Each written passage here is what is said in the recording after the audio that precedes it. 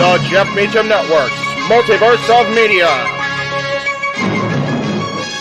For over 15 years, the recognized symbol of excellence and the standard bearer in coverage of sports and entertainment.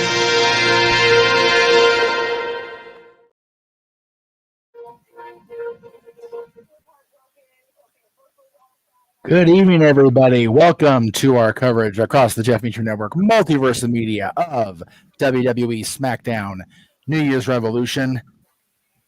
We finally hit the end of the week, boys. All the crazy theme shows from WWE, the greatness that was Wrestle Kingdom way too freaking early in the morning yesterday. And this man with the flu, God bless him, yesterday calling that show with or without partners. The man is a trooper. He is the MVP. We're going to give him some sort of medal or plaque or some giant blingy thing like Montel Latavius Porter just to acknowledge how bad of the ass he is. I am the West Coast Professor Jeff Meacham, joining me on stage for SmackDown, as they do for WWE. The simple man with the spectacular voice, hopefully fully recovered, Noah Foster. The renegade of wrestling himself, who I still have muted, which I'm an asshole for. JJ Williams is here with us as well. We are getting ready to go live with SmackDown at the top of the hour across the East Coast and across the JMN Multiverse of Media. So if you're tuning in on the East Coast, or if you happen to have one of those special feeds on the West Coast, more power to you. Gentlemen, the first week of 2024, watch along wise, is finally at its conclusion. How are we doing today? Jay, go for it. Sorry, I was finishing up what I told you I was working on. Yes, no, you're good. You're good. I just no kind of defer to you too. Like I will. I am doing well. I am the only one I feel who did not participate in every watch along this week in some capacity. No shit, right? Golly. But I mean, I was in the chat room. Yes, you were. Until Uya Mera's match. That's when I went Mimi's.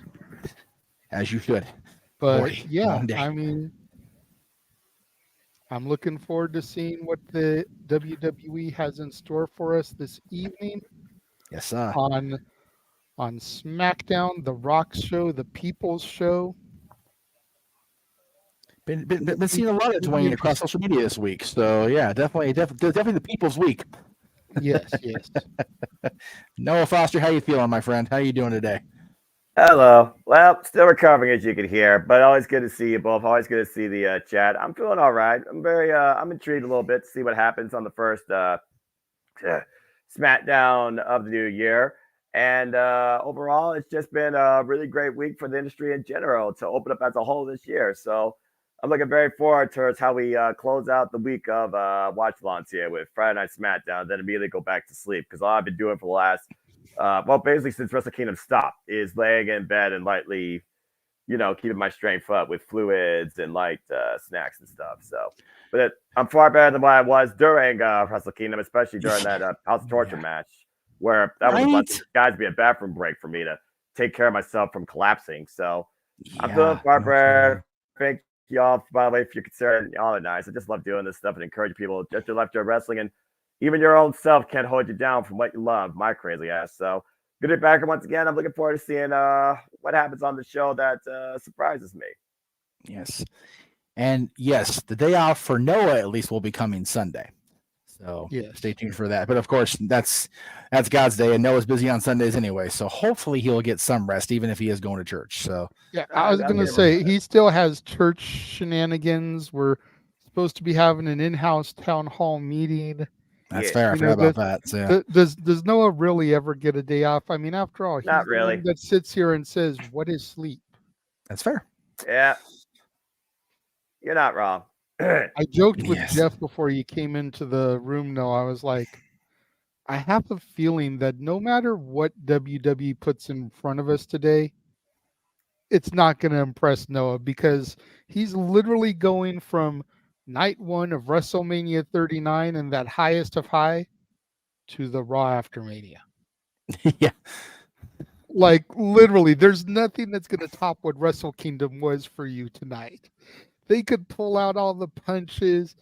They could have people lined up from here to freaking Toledo, Ohio, from your black and yellow NXT that are coming out of nowhere. And NXT, we could have Tyler Bate teaming up with Butch tonight. And you're going to be like, okay. He's accurate. It's like Wrestle Kingdom had Dolph Ziggler and Matt Riddle. That is Nick Nemeth. They are actually recognizing him by his name. Okay, but to the people out here, that's fair. You know, what? Did I miss Riddle? Apparently, it was a video or something that was shown the second night. Bro, he's like in a complete dress shirt, like. Oh, jeez. Yes, going away from the bro gimmick, like. He's still kickboxing and wearing sandals. As far as I'm concerned, he's original bro. But to bring you all in perspective, the most unpredictable night of the year, the fallout of Wrestle Kingdom, New Year's Dash, after Hiroshi Tanahashi essentially defended the NW World Television Championship against Suzuki Taguchi, Matt Riddle challenged him for that title. Date yet to be determined. It wouldn't surprise me, though, if it's at Battle in the Valley, which, of course, is January 13th, the same day as TNA Hard to Kill. And already booked for that card is Will Ospreay versus Kazuchika Okada and Shingo Takagi versus Jon Moxley. No disqualification. There we go. Okay, sorry about that. Had a little bit of a glitch there. Walter, we did not confirm the dance off. I'm gonna say no for this week. Well, let's see what Noah has to say before we go making commitments. I'm trying to get this man some rest, but okay, go ahead. I know, but he's going to be on open mic night anyways. You know how Noah do. I'm dedicated. Go ahead. I mean, if Noah wants to take open mic night off, we definitely won't begrudge him, and we can save it for the 2-year anniversary show. But somebody made the suggestion that for a $50 super chat, we revisit the Dynamite dance-off and have Walter doing the Prince Nana, I think, and you doing Daniel Garcia's Woo. What?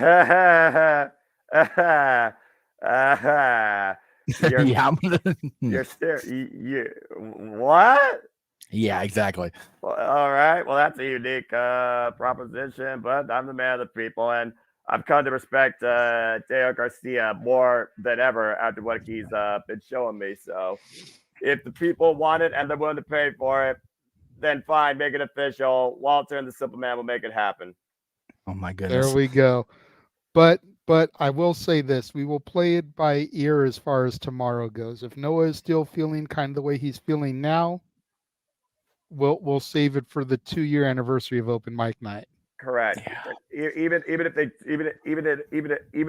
super chat it, I promise to fulfill it. So yeah, I got y'all. Okay, so that's good. We can table until the man's at 100%, and that's good. As far as the NWA show, Walter, I don't even know if Paranoia is on pay-per-view, it's gonna be the 13th. As it is, we've got Hard to Kill, which we have a live correspondent on the ground for, and we're covering it across the Multiverse Media with me and Noah on the call. Plus, we have our anniversary of open mic night next Saturday as well. Right. So I would say the NWA. I haven't. If it's on pay-per-view, I don't know it. How about that?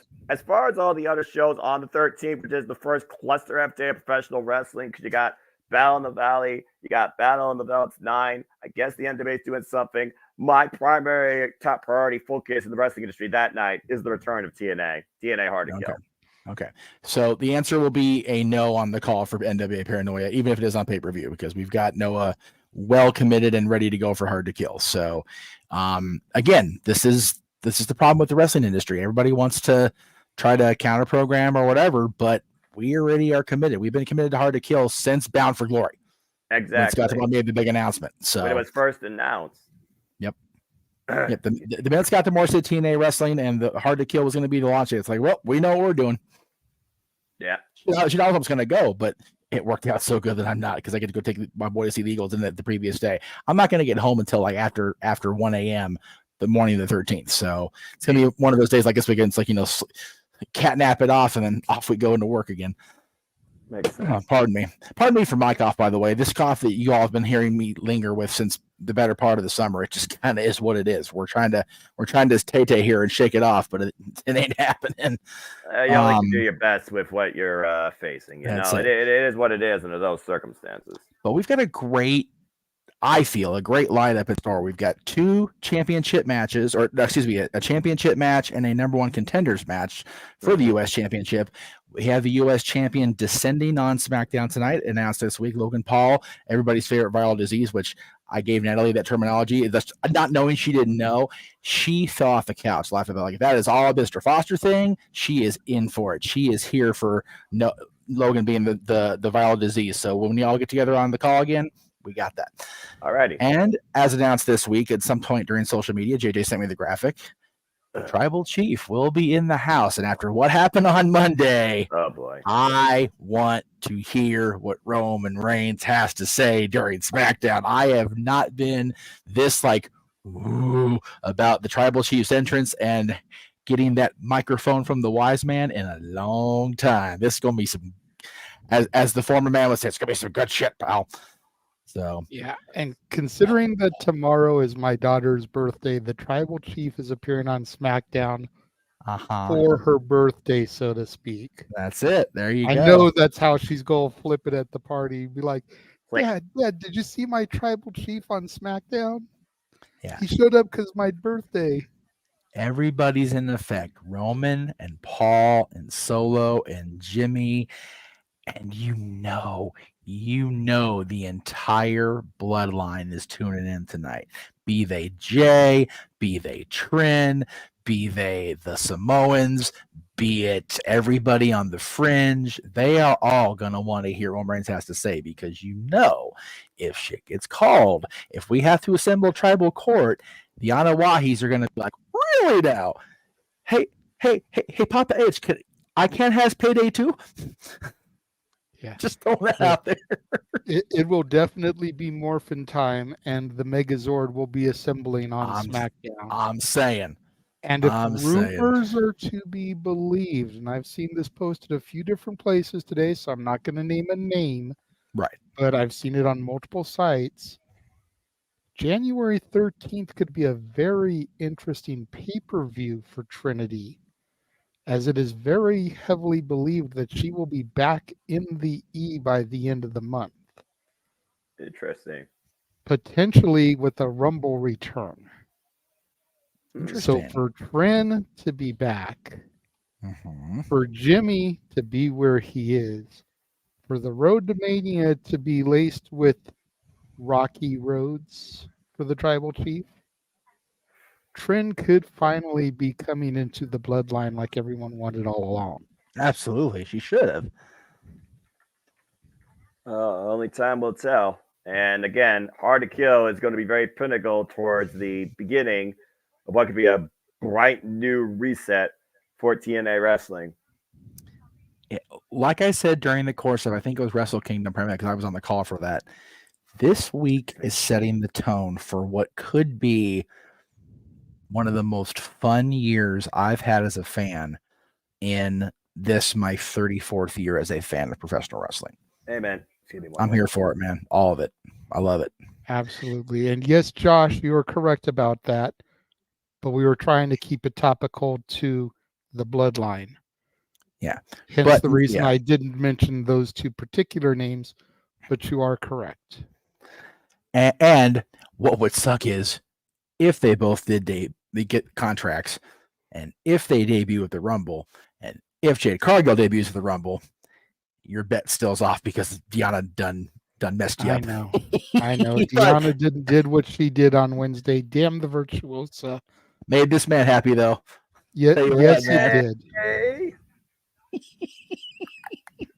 I heard him screaming from Toledo, Ohio. Was I really that loud that night? I don't think I was. I think that's why his That's the voice is reason not. why you have no voice. Exactly. Okay, maybe that's the initial reason why. I'll give you that. Oh Lord! And you know what? If you lost your voice between the Deonna Purrazzo signing with another major promotion in this country and Wrestle Kingdom, we're not going to begrudge you a god dang bit for it because those are two tremendous reasons. Damn right. I love it, man. I'm so happy. I'm happy for her, and she seems so happy being in her home area, getting that debut. Absolutely, perfect way to come in too, and really go into the next level of her career. All the best, Mariah. Wilson. I'm looking very forward to this new era. Now, All Elite. And Mariah May was pissed on social media post interviews, so there's going to be some going down, going into Revolution. I'm here for it. I'm all Mariah here for May, it. aka Tiffany Stratton 2.0. Hey, now Mariah May was doing things in Japan before Tiffany Stratton became a thing in this country. So I'm just saying. All right. Very similar. Although, I'm not going to get. Mariah's got kind of a pseudo Mickey James thing going with Trish Stratus type stuff too. So yeah. Anyway. And she's far more capable of stardom. Let's go ahead and get into the things. Now, we are literally perfectly in sync. So without further ado, let's go ahead and get into the final WWE Live Watch Along event festivities for the first week of 2024 too. Yeah, man. All right. Right? No, I feel you, brother. Of course, we're going to start with a highlight, of course, what happened on Monday Night Raw when we were electrified on day one. Jinder Mahal. Yes. Introduced to the former WWE champion, that was Jinder Mahal. Oh. Doing a rousing ovation of boos heard everywhere outside of India. Right. And you know what? I thought of a worse WWE champion than Jinder Mahal. And who would that be? Rey Mysterio. Only because length of reign. Fair. That's fair. That's fair. The length is unfortunately a small asterisk in the career of Rey Mysterio. Highly underwhelming. So I'll give you that. You're absolutely right about that. The length of Rey. Personal bias, Dave Bautista. Damn, when we were in California, he was better as a world heavyweight champion than he was as WWE champion. He's not wrong. When you think his WWE championship reign lasted a day, the first one because of the injury contested in the train, in the cage, and then the other ones were the whole battle with Cena where Dave was stuck up to McMahon. It's like, yeah, okay, I can definitely concede that. Definitely there are worse WWE champions than Jinder Mahal. Damn it. That's a low bar, but okay. I was gonna say, hey. I just said 2 Hall of Famers. You did. That had championship reigns worse than Jinder Mahal. And I still would have took them over seeing Jinder as we pull into the present day. But it wouldn't have made for the perfect pop for The Rock, though. That's fair. You need to have that perfect counterpoint to The Rock, and Jinder Mahal was that. Meanwhile, the SUV is here. Oh, boy. The Tribal Chief has arrived with his brand new Levels Above hoodie. I need that hoodie in triplicate. One for you, one for me, one for somebody else. I don't care who. Roman has got nothing to say right now to Kayla. Nope. We know Roman. He's going to do his talking in the ring. That's right. He wants the entire WWE Universe to acknowledge him, and they will. By God, they will. Well, with that being said, off the heels of an electrified Monday Night Raw on day one, we welcome you, as we know the Rock's resolution, to Friday Night SmackDown New Year's Revolution, virtually from Vancouver, British Columbia. Hello, everybody, and welcome once again to Jeffy Direct Live Watch on Event. You know what this is. Friday, Samantha Superbrand, the voice of JMN, for a great professional wrestling, damn it, but starting to appreciate sports entertainment. My name is Noah Foster. With me, as always, is the Renegade Wrestling JJ Williams, and it looks like we're going to kick things off welcoming back home Kevin Owens as we look to crown new number contender to the United States Championship. JJ, you ready to go tonight? I'm definitely ready to go. And this is one of the matches I'm the most looking forward to because the dichotomy in the storyline here. You know, Santos Escobar, of course, turned on the LWO and Rey Mysterio a few weeks back. So you know you've got Joaquin Wilde, you've got Cruz del Toro in the wings, kind of looking to get a little bit of revenge on him for betraying Rey Mysterio. Same time, you got Kevin Owens, who's been feuding with Austin Theory and Grayson Waller, A-Town Down Under. So either one of those men could play into the fray and try to cost KO the match.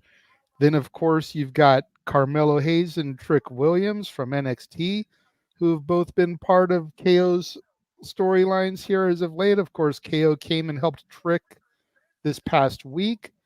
KO fought Carmelo Hayes to get to this point. So there's so many X factors that could play into this match with Santos Escobar here this evening and the finals of the United States Championship Tournament to see who will face Logan Paul at the Rumble. And to your point, Kevin Owens, a former 3-time United States champion. Santos Escobar is looking for his first piece of main roster level gold since being the NXT Cruiserweight champion back in 2021.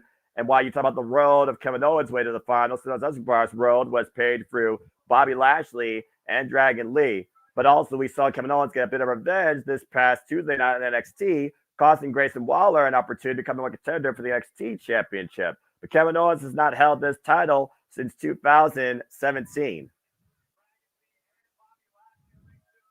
And Josh, there is nobody that would make me miss Josh Matthews on commentary. That is a bad Josh for that one. We're going to pretend we didn't hear that. Says Escobar, of course, calls himself once again the self-professed emperor of Lucha Libre, once again rebuilding, to your point, Legado del Fantasma of Los Lotharios after turning his back on Rey Mysterio, the Latino World Order, and making a statement against Dragon Lee already on 2 previous occasions. And again, waiting one of these two is Logan Paul, the Royal Rumble, who beat Rey Mysterio for that title last year at Crown Jewel and has yet to defend it. In a match that, a champion, Rey Mysterio, with that belt really belonged to Santos Escobar. He was the one who won the contendership. He was the one that was supposed to get the title shot, but due to a freak injury that sidelined him from action for 1 whole week, Rey Mysterio picked up the ball and won the title. And speaking of the champion, the previous champion, here comes the current United States champion himself, the Maverick, Logan Paul. And there's no doubt he's going to be very impulsive here during this match on commentary. Josh, thank you for the $2 super chat. Ding, ding, ding, ding, ding. Winner, winner, chicken dinner. All right. If Andrade returns, does he sign with the LWO or with Santos? I think he goes with Santos. I think Andrade works so much better as a heel. Andrade as a baby face, just no. Wait a minute. Oh, here we go. We were talking about faction warfare. Here comes the LWO, walking wild. Cruz del Toro, both clearly taking out Los Lotharios, neutralizing them. Looks like this will be a one-on-one contest. The way it should be, but Santos again could have Waller and Theory in his back pocket as a plan B. Well, I just ate a super kick for your troubles. Meanwhile, Cannonball here in British Columbia. Kevin Owens looking to make quick work tonight. Santos Escobar and punches ticket to the Royal Rumble off to the top rope. Big splash! It might be enough for a cover. Look at the near leg and a near fall. No. And again, we also got to consider, you see Kevin Owens grasping that right wrist, JJ. We know that right wrist is not 100%, but that also could be an X factor with that cast. Can Kevin Owens punch his ticket to face the Maverick? We'll find out after this commercial break on Friday Night SmackDown. Yeah, and as far as your point goes with Andrade El Idolo, I could definitely see him working more as a heel, but Andrade feels like a guy to me that wants to go a business for himself. He tried that whole thing about leading a faction or being part of some of those faction monopolists. And I do think with the previous managerial work dynamic with him and Leo Vega from my NXT, I could see him coming in as a babyface to counterpoint Santos Escobar while Rey Mysterio covers from injury.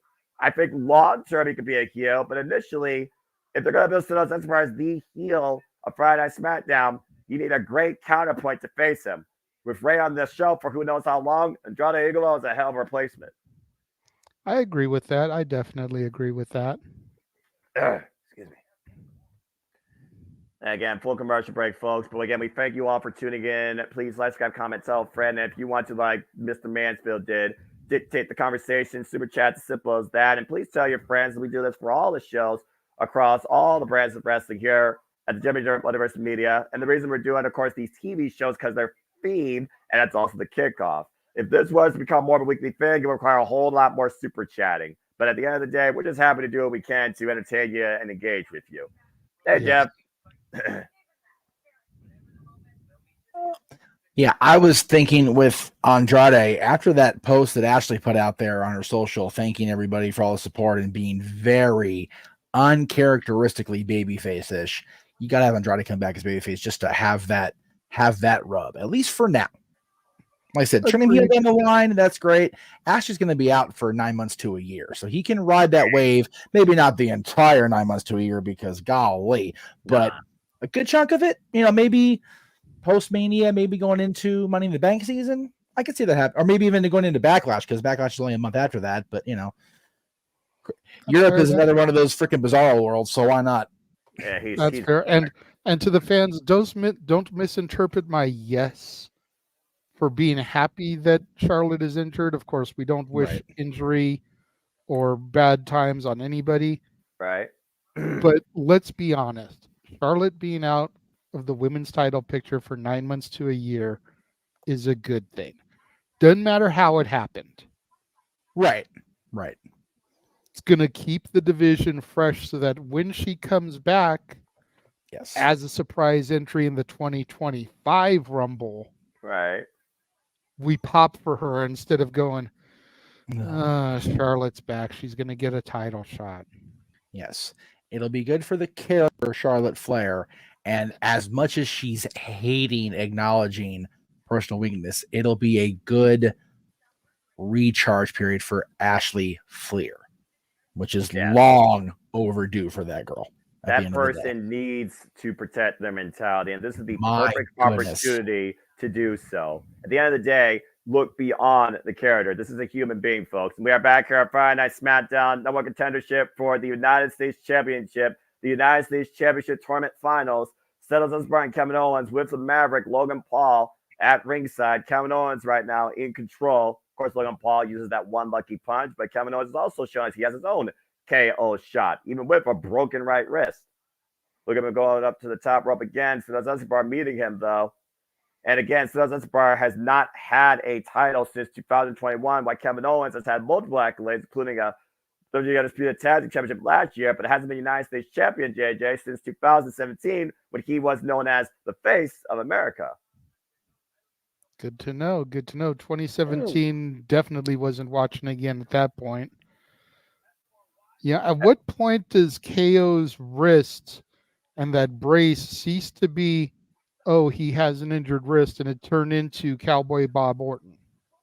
Well, maybe after this, if he angers him enough to fraud it into the ring post, that's right now is literally working on that wrist. The broken right hand of Kevin Owens right now is literally headbutting that cast. Of course, we know how dangerous that right hand is, as Kevin Owens has knocked out previous opponents, trying to send a message to Logan Paul. Modified hammerlock here on the damaged right arm by Settles Osborne. Kevin Owens looking for leverage with the body shots, though, trying to create separation here, and now off the ropes. And Settles Osborne catches him. Tilt-a-whirl, backbreaker. Beautiful tilt-a-whirl there. Yeah, but look at the way Settles Osborne, though, loses his balance afterwards. Took more out of him to execute that move than maybe it actually damaged Kevin Owens. Well, you got to figure the size and weight of KO there. I'm not saying Santos is a weak individual, but all that momentum and the weight of KO crashing down on his knee and thigh there, it's going to rock you a little bit as well. Yeah, about to say the weight distribution with that tilt-a-whirl backbreaker, as we go back to the replay here, was definitely not fully balanced. Oh, man. Again, the spine buckling on another man's patella, even with a pad. Kevin Owens right now grasping that right wrist and right hand. Kevin Owens right now, one-armed man in an ass-kicking contest. As Osborne creating distance, what you're looking for here, out of the corner to clinch his way to Logan Paul's Championship rising knee strike. And now Santos Escobar picking up speed with the Tijeras. Takes Kevin Owens up and over to the outside, though. The Emperor, the self-proclaimed Emperor Lucha Libre, looking to fly tonight with a tope suicida, driving Kevin Owens into the barricade.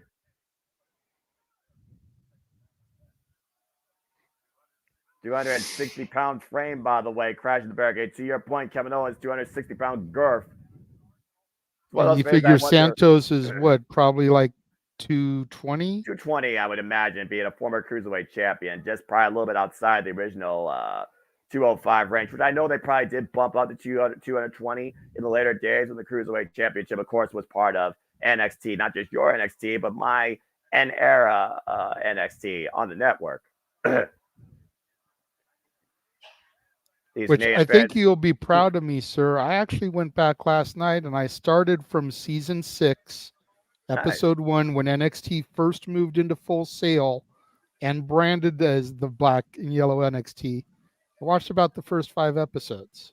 Nice. You really saw the genesis of what became pretty much a reinvigorated attitude era as professional wrestling focused product within the WWE sports entertainment ecosystem, brainchild of Triple H that basically reignited women's wrestling for sure.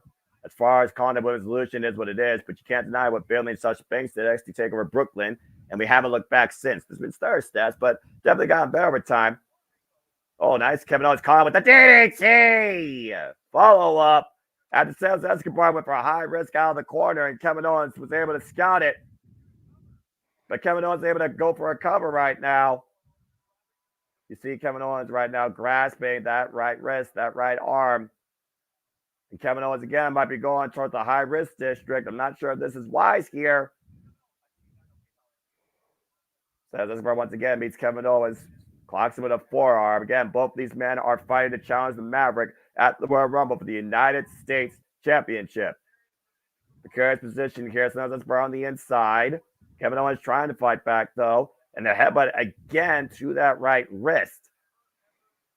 But you know you can never count. You can never count Kevin Owens out. Oh, God! Oh, Jesus. That ridiculous fisherman buster. Kevin Owens right now in a world of hurt. Can Kevin Owens capitalize when we return to Friday Night SmackDown? That move is ridiculous every time he pulls that off. My God. Seriously. But yeah, it was kind of fun getting to see Fandango when he was still Johnny Curtis. EC3 is Derek Bateman. Juice Robinson is CJ Parker. Yeah, that freaking hippie. Of course, Kevin it's Owens so funny sorry. No, it's funny to think of CJ Parker evolving into Juice Robinson, because you go back and watch CJ in the first couple of years of NXT and how Kevin Owens in his debut just obliterated CJ on the way to his taking out Sammy at the end of the night. It was like, jeez, what an evolution of a character. How Juice is now. It's crazy. And he busted Kevin Owens' nose during his he did match, so he left his mark regardless. It's like, yeah, let's just Kevin off first night.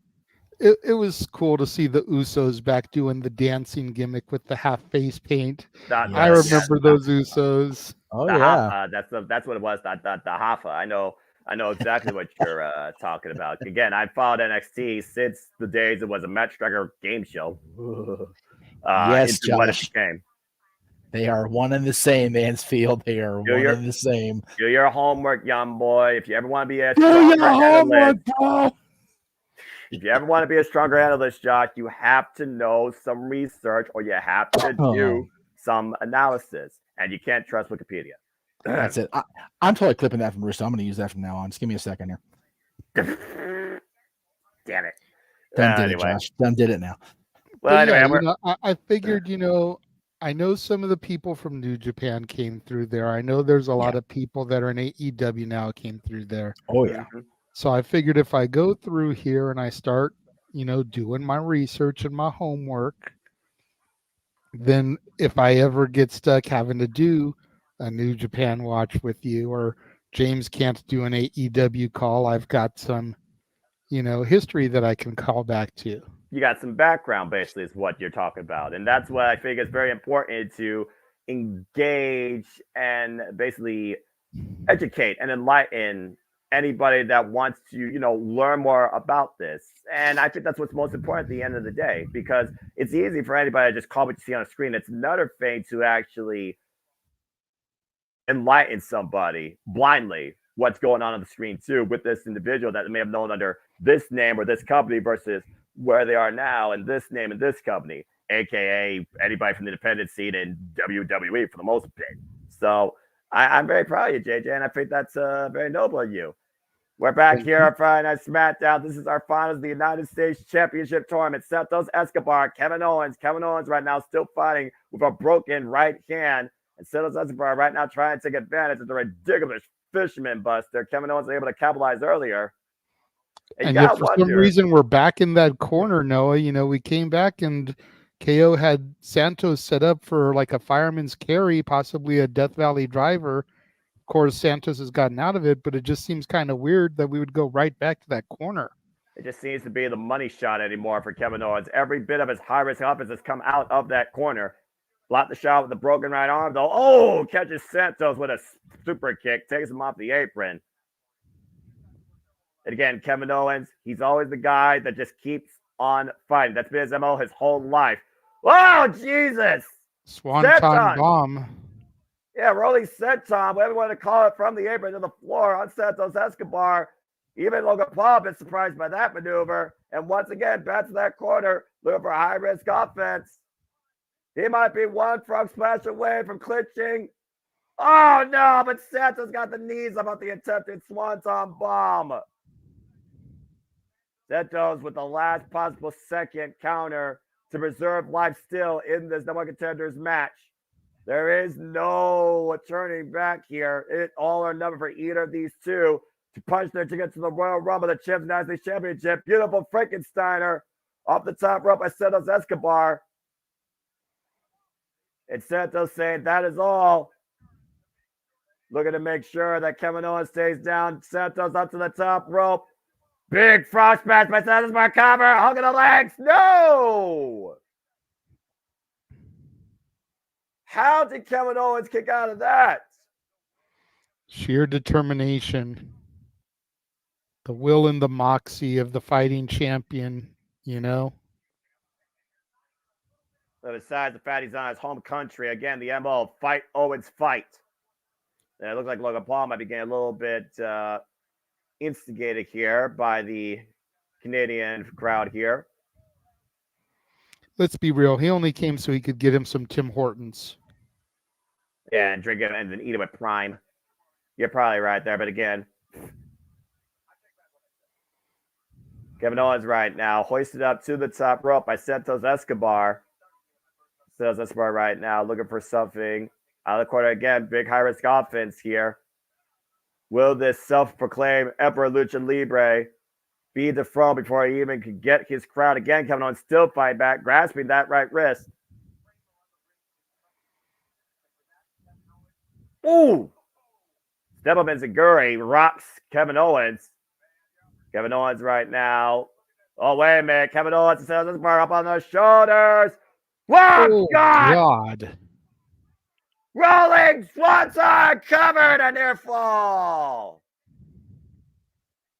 Take a look at this, JJ. I don't want to look at it again. That looked vicious, Noah.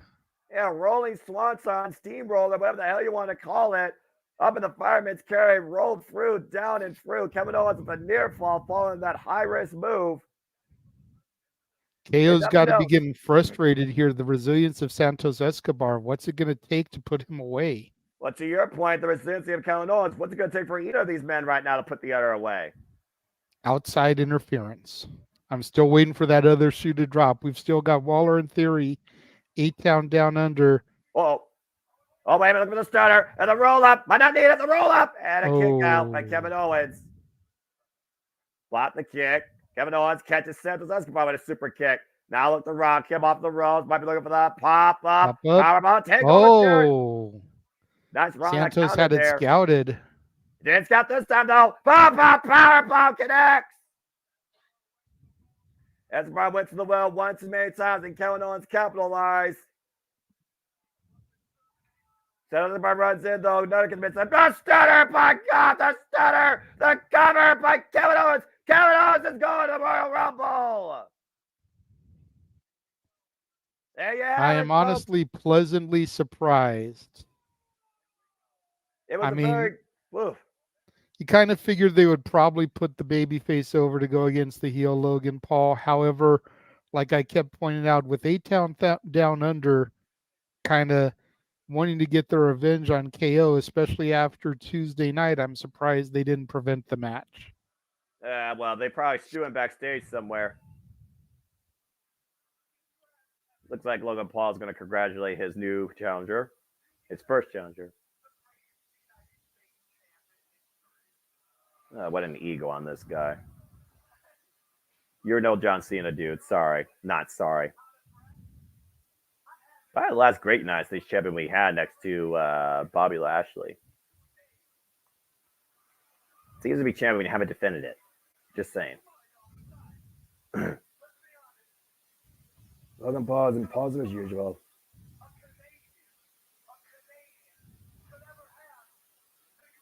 The Canadian previously had the United States champion, you idiot. In fact, I can name another Canadian that had the United States champion. R.I.P. to his actually making legacy.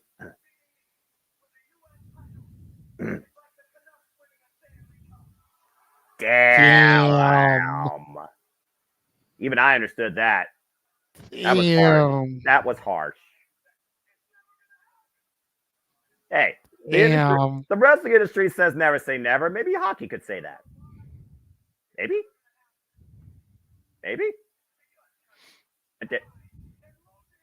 Whoa, and Logan Paul just got knocked the F out. We're past 5 minutes, man. Say it. I'm trying. Fuck it. All right. And a cast by way of the broken right hand of Kevin Owens.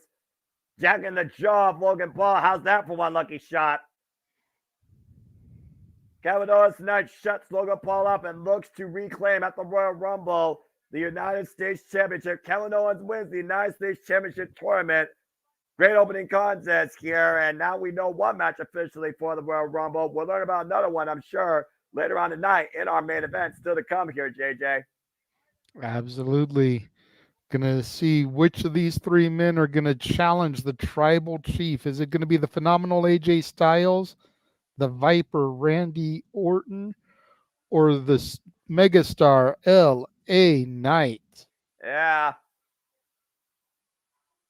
It was May 2022 that Randy Orton was taken out by the Bloodline, trapped in that guillotine, suffered a long-standing injury that required surgery. We wasn't sure if Randy Orton was ever going to return again on his own accord. And last year at War Games, Randy Orton came back better than ever, possibly, and he has made it known that he is coming for the Tribal Chief. And why am I not surprised that Josh bought the Daddy's Back t-shirt? You know what? Everyone's got their own purposes. Everyone's got their own choices, I guess, with their money. You know what? You spend how you wish. Of course, Randy Orton made one infallible statement since his return, laying the wise men after RKOing Jimmy Uso in the middle of the ring and officially signing to SmackDown. Excuse me. And we'll see if the Viper will once again find himself in front of Roman Reigns tonight in our main event still to come. Randy Orton, of course, a 14-time world champion. The last one-on-one encounter with Roman Reigns was back in 2014 on Monday Night Raw and ended via disqualification. Interesting. Yeah, keyword one-on-one. I'm just saying. That's where it matters the most when you figure out the one-on-one history. And let's also put this in perspective.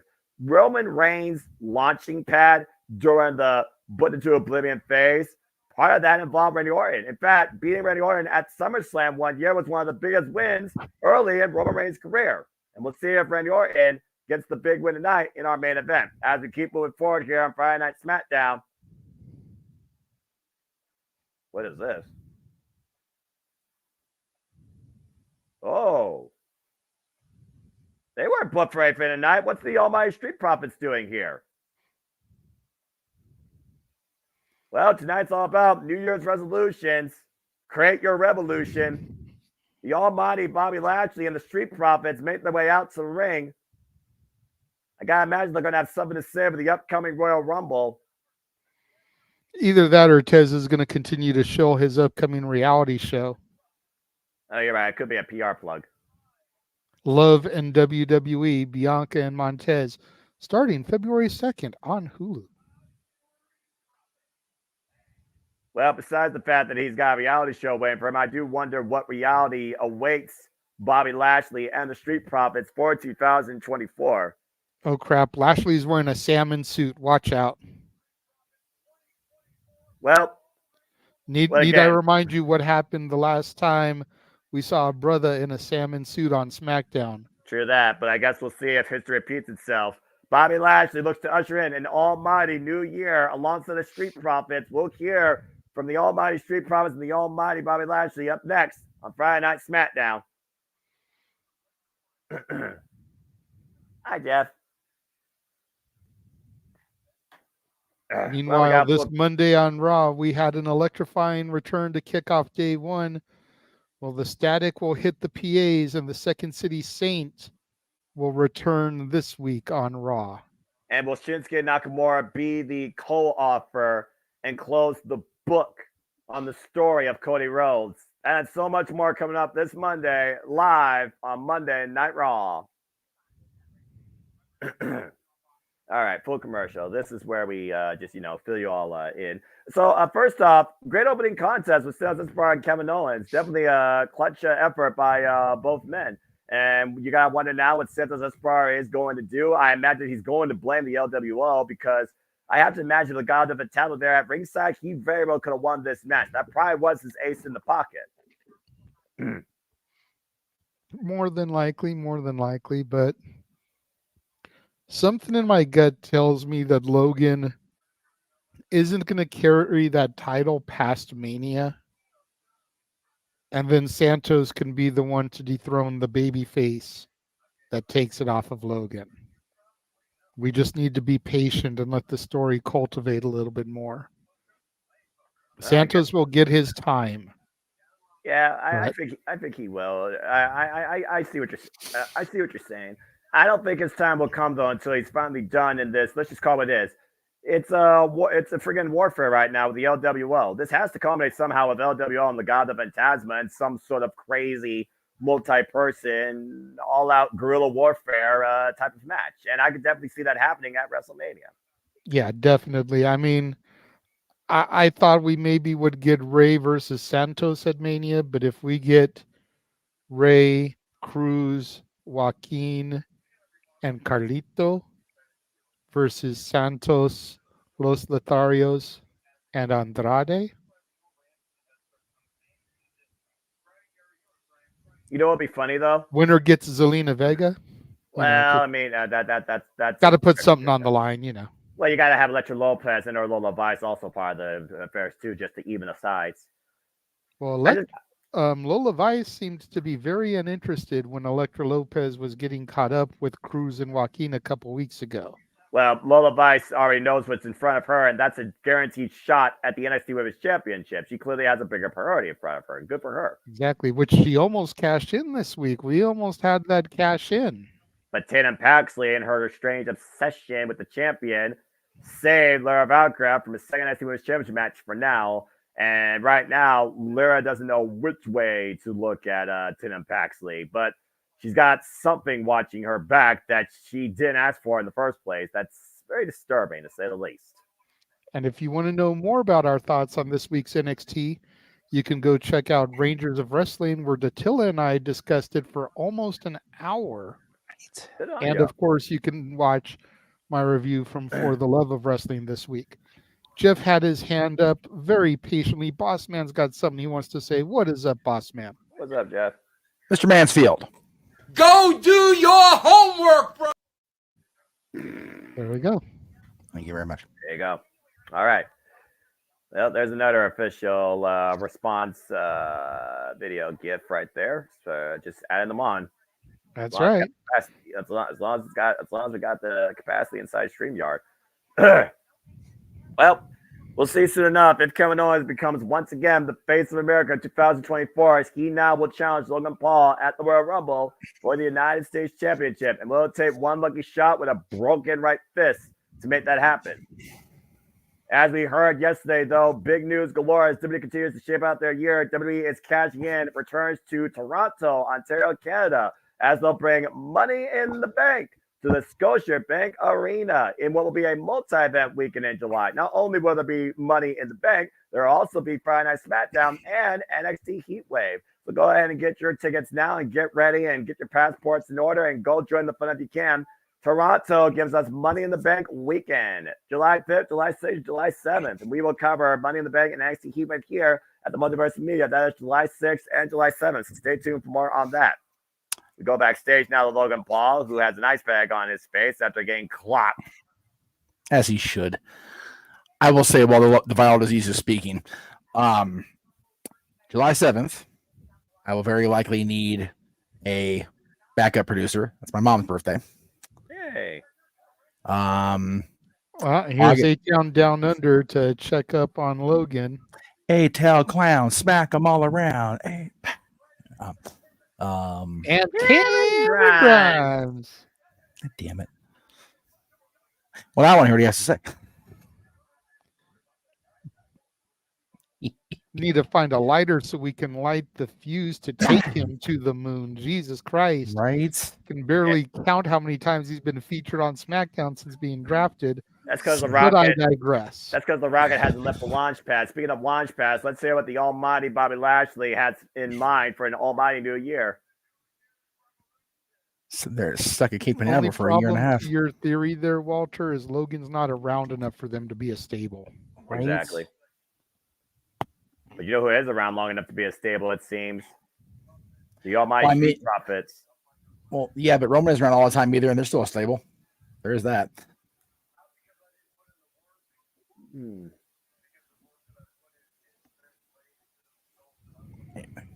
work that Bobby Lashley put in didn't get the results that he wanted. I'll be back. Okay. Of course, we saw it was in the later half of last year, JJ, that Bobby Lashley decided to hook up with the Street Profits and take them underneath his wing. Yeah, it's kind of a modern day Hurt Business, a reformation, so to speak. I just wonder if business has picked up yet, or is business right now in delay? Take everything they deserve. Take everything they deserve in 2024. But what do they deserve? Or what do they want to earn? Listen to Bobby. I'm listening. How about a trend?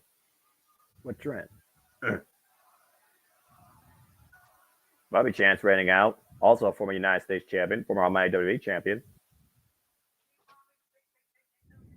Has never won the Royal Rumble.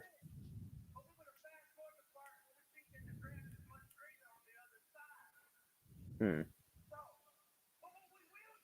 are they going to do? Advantage every opportunity. Come to the Academy Championship Gold. Okay.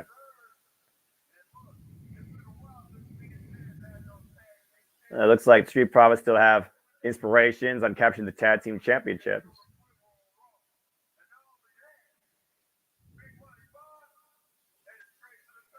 Bye-bye, straight at the top.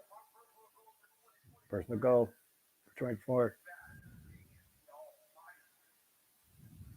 course, Bobby Lashley's ultimate goal is to get back to be the almighty, I imagine, WWE Championship. Put it in your notes, folks. Bobby Lashley's officially put himself in the Royal Rumble match. Wait a minute. What the? Uh-oh. This is not Alan Wake, but I think the end is here when it comes to Walking Armageddon, because I think somebody else is about to make his 2024 intentions known. Say your final prayer. Here comes Karrion Kross and Scarlett Johansson. Paul Ellering. The Authors and there's of the Pain. Authors of Pain. That's AOP, former NXT Tag Team Champions. And they're attacking the Street Profits and Bobby Lashley. Karrion Kross with a Dark Omen tonight at SmackDown Revolution. Take a look at this faction here. An unholy union has come upon us tonight. The former NXT Tag Team Champions and the NXT Champion. Oh, God. Super Collider and the Power Bombs. Fall and pray before Karrion Kross and AOP. This unholy unity. And look at the way. Oh, you got to be kidding me. Pump handle on the shoulder. God. Pump handle onto an F5 type maneuver there. F5, night, Bobby Lashley. Karrion Kross and AOP have arrived tonight at SmackDown New Year's Revolution. Talk about a force of absolute destruction to deal with. Paul Ellering, Karrion Kross, and the Offers of Pain just took out the Almighty Street Profits. That New Year's Revolution may have already struck midnight. Talk about a colossal impact. Well, there's one thing we know for sure. I imagine that both Bobby Lashley and Karrion Kross are in the Royal Rumble, and both have the same intentions.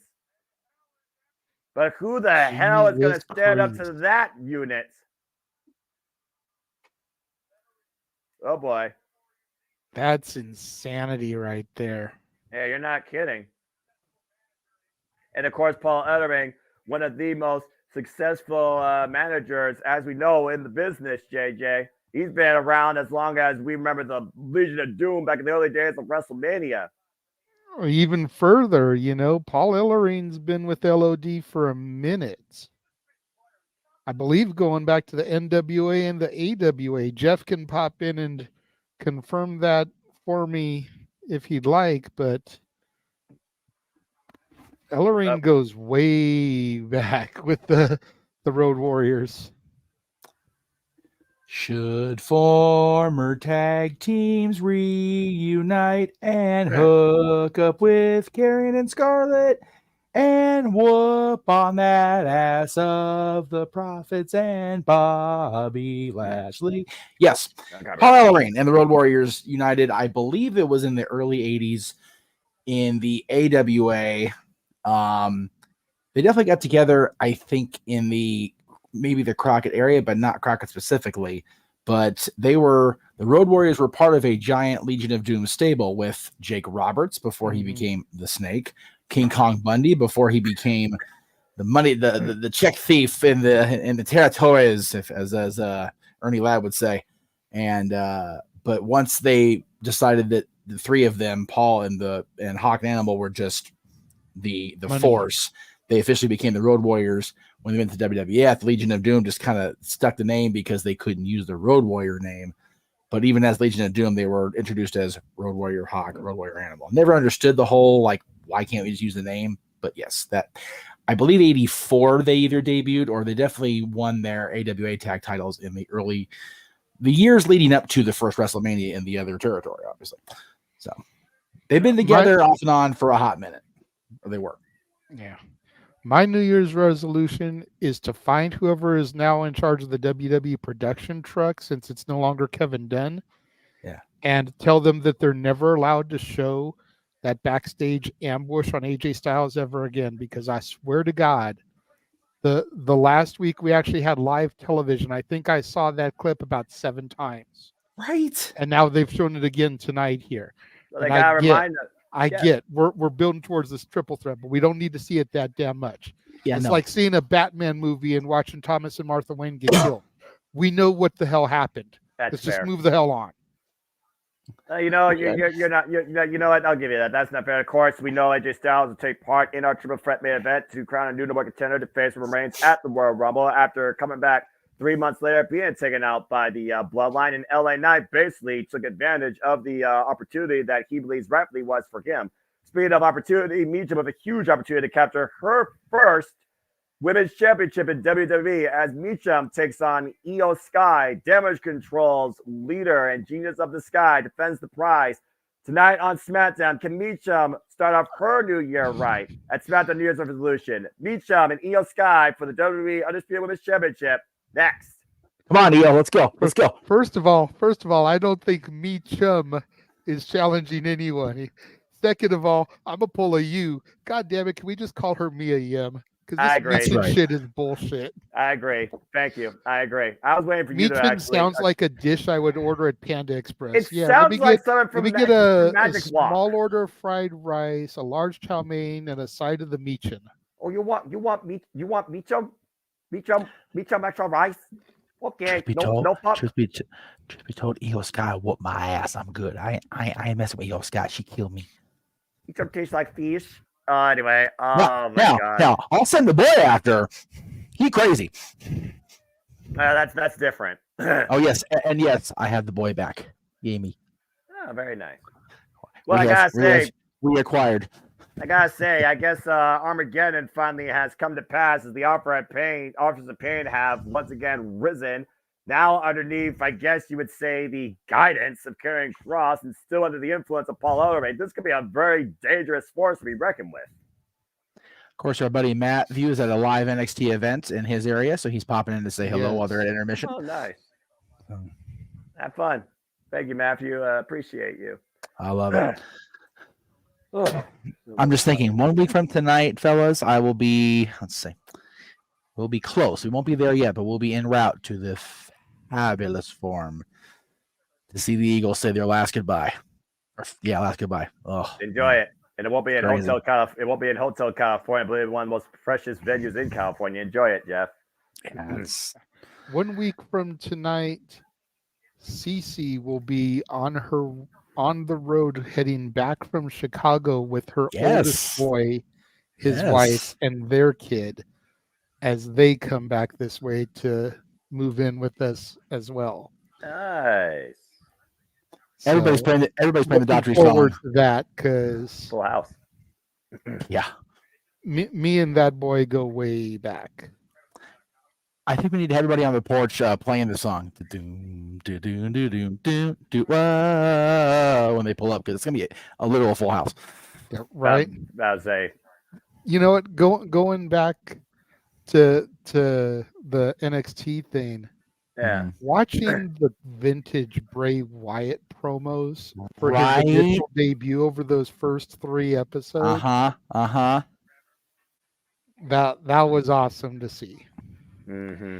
If they would just have not had John just not be so dominant at the end of that run they had in 2014 with him, man, the Wyatt family could have just been so much more special. I'm not trying to hate on John. I try not to do that for a lot of reasons, but it's not John's fault. He's not the one with the pencil in his hand at the end of the day, right? No. But, and I really try not to hate on Bray, even though people swear that I've got like heat towards him. It's just like, I just don't think death should be an automatic induction into the Hall of Fame. I completely agree.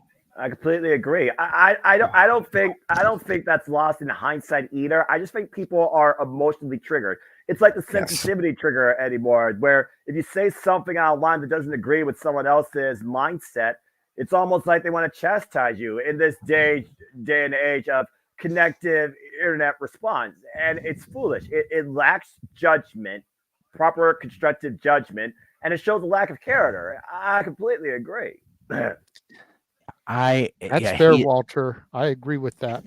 Yim's getting more TV time than her husband. Well, I mean, Keith Lee, he was supposed to be on pay-per-view, but he got injured. So, I mean, you look at Keith Lee's recent track record versus Mia Yim. Yeah, you're still right. Even if they weren't singles matches. And she's been featured in more prominent storylines, like Jesus. Well, I mean, at the end of the day, it's the parts of the sum versus the sum of the parts. It's the rest of whatever's left of the SmackDown Women's division taking on Damage Control. That's really what this comes down to at the end of the day, JJ. As we're looking back here during the holiday season, this match was so much fun to watch. What Isla Dawn and Alba Fire? Yep, they had presents around the ring with weapons inside it, and then those 2 big crates. They went to open one, and Isla Dawn popped up, and Alba Fire popped out of the other one, allowing Mia Yim to get the victory here and win this contendership opportunity. I will tell you this. If Isla Dawn had been under my tree in that package, wrapped in the package she was in when she came out of that crate, y'all wanted to see me on the 26th.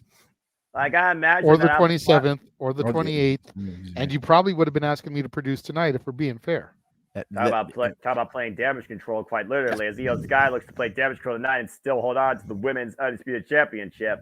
I gotta imagine that Alba Fire and Isla Dawn were making a statement because, as we know, the Kabuki Warriors, they have their intentions set on the women's tag team gold. Let's not forget, Alba Fire and Isla Dawn are former WWE Women's Tag Team Champions. So clearly, no love lost there when it comes to repeating that history. Trying to make sure the Kabuki Warriors are non-factor. Notice here, both the Good Brothers and the rest of Damage Control are allowing these two women to go one-on-one in this. They're not coming down to the ringside area.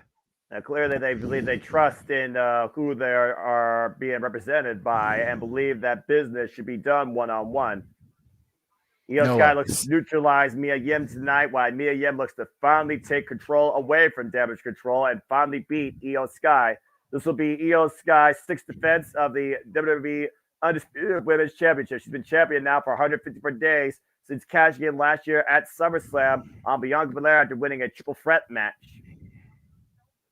It's also possible they're taking a note from AEW in the Continental Classic and trying to run a no seconds thing here.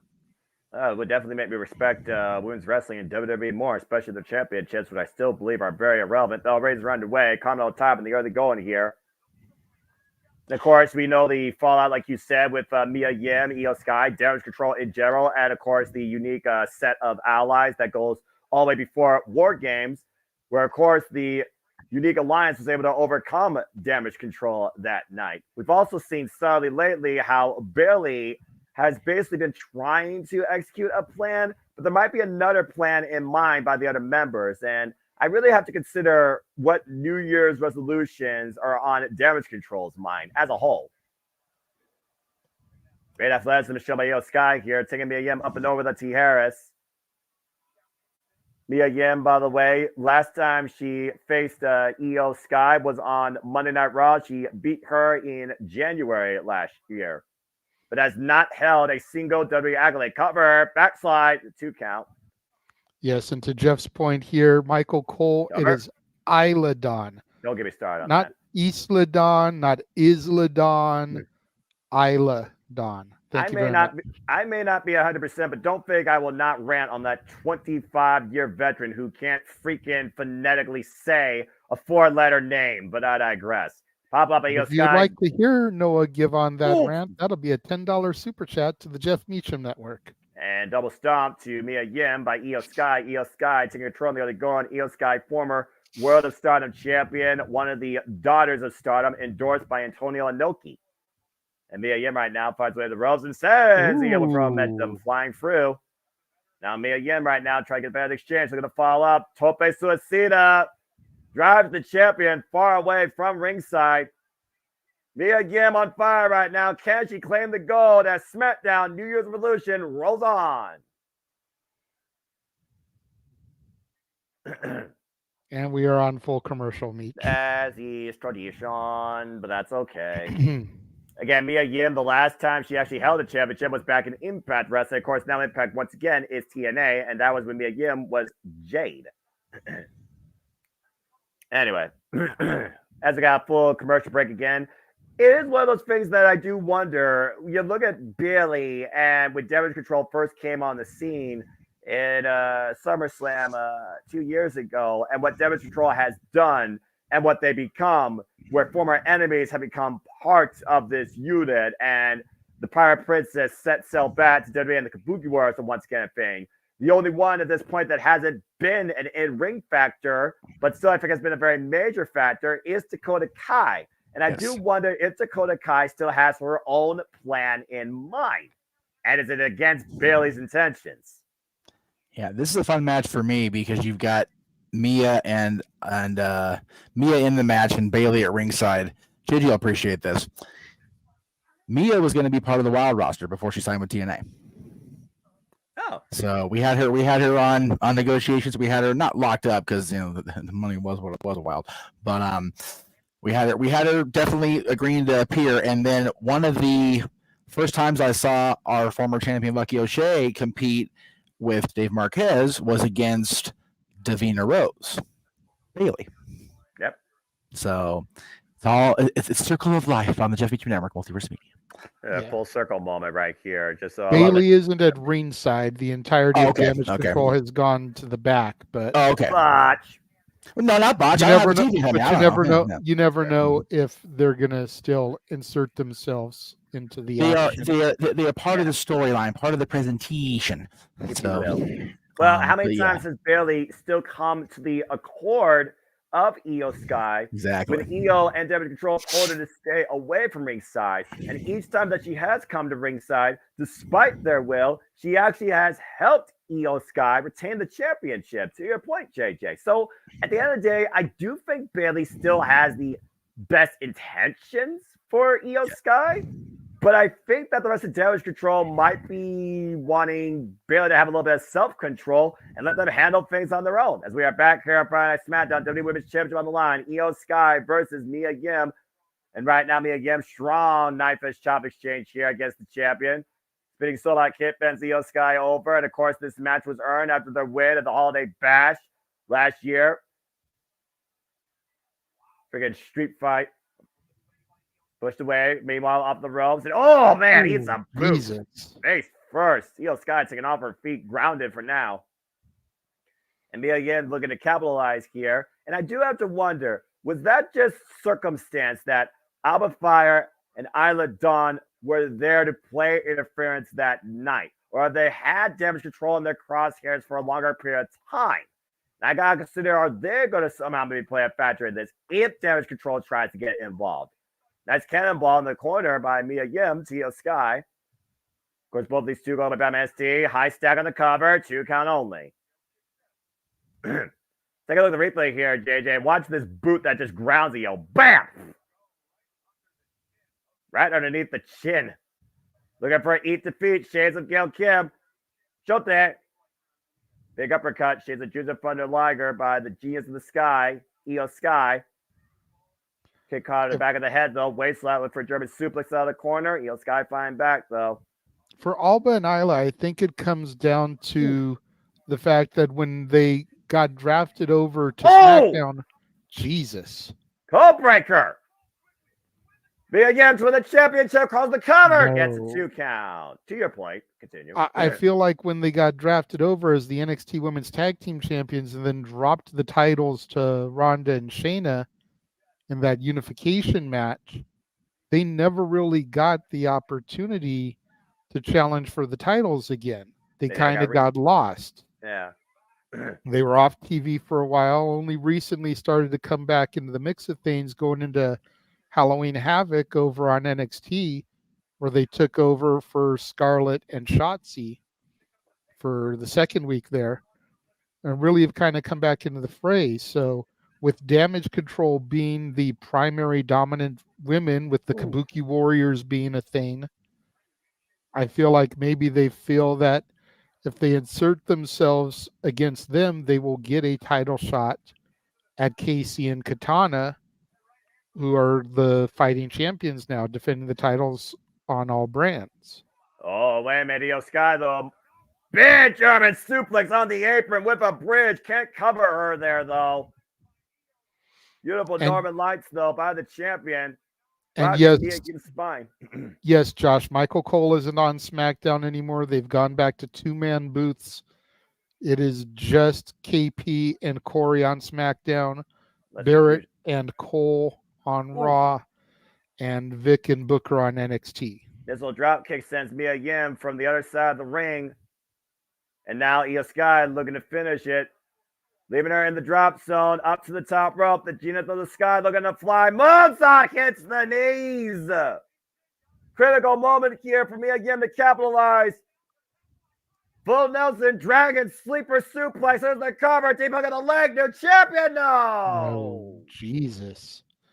Mia Yim here having quite a few moments Again, like you said, where it looks your like point. he was going to take the matchup here. Oof. Just not able to put him away. That Dragon Suplex, though, nearly gave Mia Yim her first title in WWE. Looking for something big here. The bat drop, roll through. Io Sky. Oh, double knees driving for Mia Yim. Cover, hook of the leg, and a 2 count. Short range Meteora there. Well, again, talk about, like you said, Isla Dawn and Alba Fire. We saw the opposite appearance tonight. This is the first SmackDown of the new year. You want to make an impression. You want to make your intentions be known. You want to do everything you can to build momentum towards a championship or whatever is your goal. And Mia Yim right now looking to claim goal, but another shote by Io Sky rocks Mia Yim. Mia Yim hung across the top rope, excuse me. And Io Sky looking for something big here. Frankenstein up at the strength of Mia Yim. Able to counter. What's Mia Yim going to look for out of the corner here, though? Looks like she's got her hooked for a Styles Clash. No way. Off the second rope. Styles Clash connects. That's got to be at the cover. Hooking on their leg. And Io finds her hand to the bottom rope. I am so glad she did not kick out of that. That would have just made the Styles Clash look weak. They used the opportunity to grab the rope there, which made sense to get the break, stop the pinfall, and not make the Styles Clash look weak. Jeez. Yeah, Mia Yim should have hooked that arm, and we probably would have had a new champion. Tope crash on the outside of Mia Yim. Crushing landing up against the barricade. Driving knees by Io Sky to Mia Yim. The champion looking to capitalize. Bringing Mia Yim back inside the ring, though. And now Io Sky looking to follow up, driving her knees again to the face of Mia Yim in the corner. And Io Sky in the driver's seat once again looking to finish it as the Genius of the Sky looks to fly and end Mia Yim's chances tonight. Moonsault connects! Cover, hook of the near leg, and Io Sky's retained. Hell of a match here. A lot of damage done, but damage control maintains in control of the SmackDown Women's Division with Io Sky at the helm, still our WWE Women's Champion. And to think, Noah, that's only the second match tonight. We're an hour through. It still feels like a good pace, and that was the second match because both matches have been good, entertaining, and lengthy. And good competitive. Very good start to SmackDown's new year, but a bad start for Mia Yim as she comes up empty after the G of the Sky hits the moonsault and end Mia Yim's chances tonight. I gotta imagine she would have hooked that far arm and prevented the rope break. There very well could have been a new champion starting 2024. Either way, damage control still in control as Io Sky still holds the gold. Yeah, that Styles Clash off the middle rope was something sick. That sounds like I'm going to have to watch SmackDown tomorrow on Hulu. Oh, maybe you'll get to watch it at 8 o'clock with your niece. Very gay women's contest here as we go backstage to the wise man, Paul Heyman. Of course, we know the girls out shopping. We will determine the next challenger to the Tribal Chief at Royal Rumble. You wonder if Paul Heyman's got to say anything about what happened Monday night. Well, The Rock. Paul Heyman starting right off with The Rock is name dropped Roman Reigns. Yeah. Uh-oh. How about eating at the head of the table? The Rock wants to sit at the head of the table. Mm-hmm.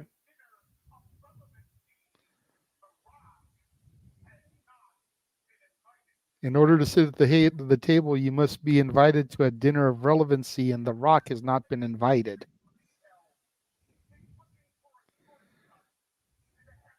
I can hear that drawl from over here. he's going off. For a shortcut to the headline.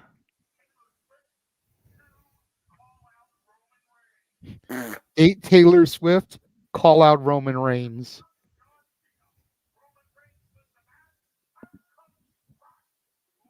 Just repeated formula.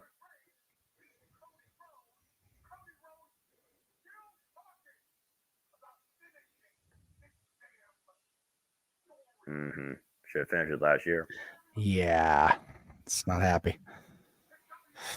Whoops, again, puck name drop. After 10 years. Roman Reigns has a lot of people swimming up to that beach on that island relevancy. He may be in some serious shit here, y'all.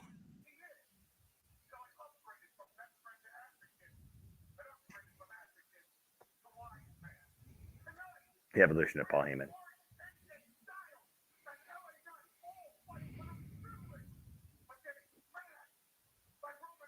All 3-man fight for the privilege gets smashed. Man, this is a hell of a promo by Paul Heyman. You definitely are gonna have to see this back. It's Paul Heyman, JJ. You and I both know when Paul Heyman speaks, you listen. Well, absolutely. And Paul Heyman, I have never heard deliver a bad promo. Nope. But this is Heyman in rare form. This is Heyman prior to Survivor Series 01. Rare form. By himself, backstage. At the inaugural one night stand, rare form. We don't get this Heyman every day. No, and think about what you said there. That was Paul Heyman, solo, pure and true, backstage by himself. No Caleb Braxton interview setup. No going out to the ring to hear the crowd introduce himself. That was just Paul Heyman introducing the timeline and what has been the bloodline and what has been Roman Reigns' ride. And we are going to see who joins that ride to the Royal Rumble tonight in our main event. But before first, boy. Legend somebody yet to be known take on Pretty Deadly next on SmackDown. And speaking of the ride, we of course are going to be along for the ride in the shotgun position or the driver's seat as we head on the road to WrestleMania. And it all starts at the most captivating, mind-blowing, dream-making night of the year where you never know who comes out when the clock hits 0 and you're left astonished with one-of-a-kind moments. It's the start of the road to WrestleMania, folks. We'll be coming here, the Royal Rumble, Saturday, January 27th. Doth my ears deceive me? And if I you do would believe I heard a really watch-along promo. And if you would really like to get involved in this year's Royal Rumble, go on the Twix to Greg Cherry Brand. Watch the video that he posted regarding interactivity in the Rumble and participate. Are we full commercial?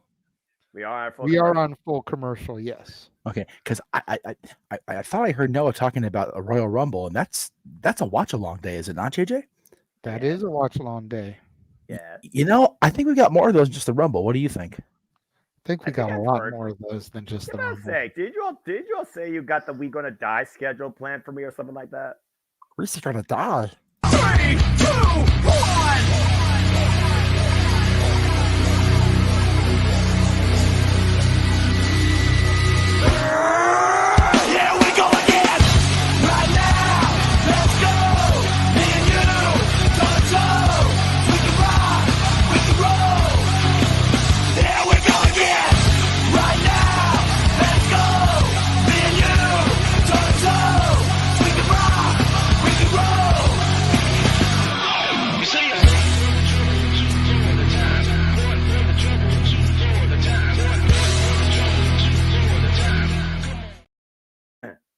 All the wrestling, all the wrestling, all the wrestling, all the wrestling, all the professional wrestling.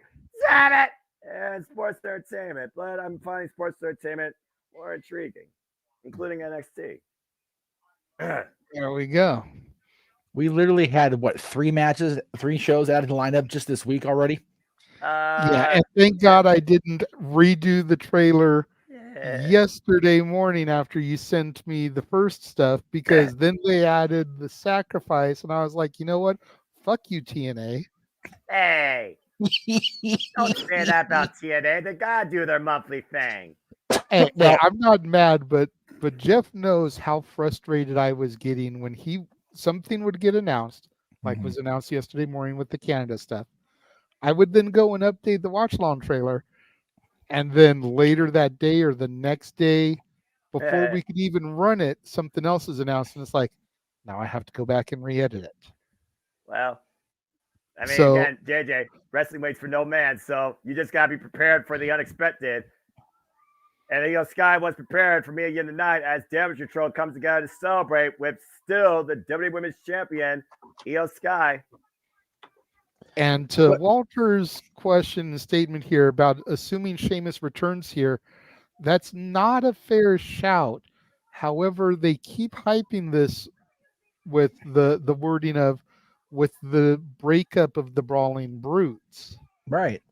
And Sheamus was the leader of the Brutes. Now, of course, they could just be alluding to Ridge Holland and Butch. Ridge is now on my NXT.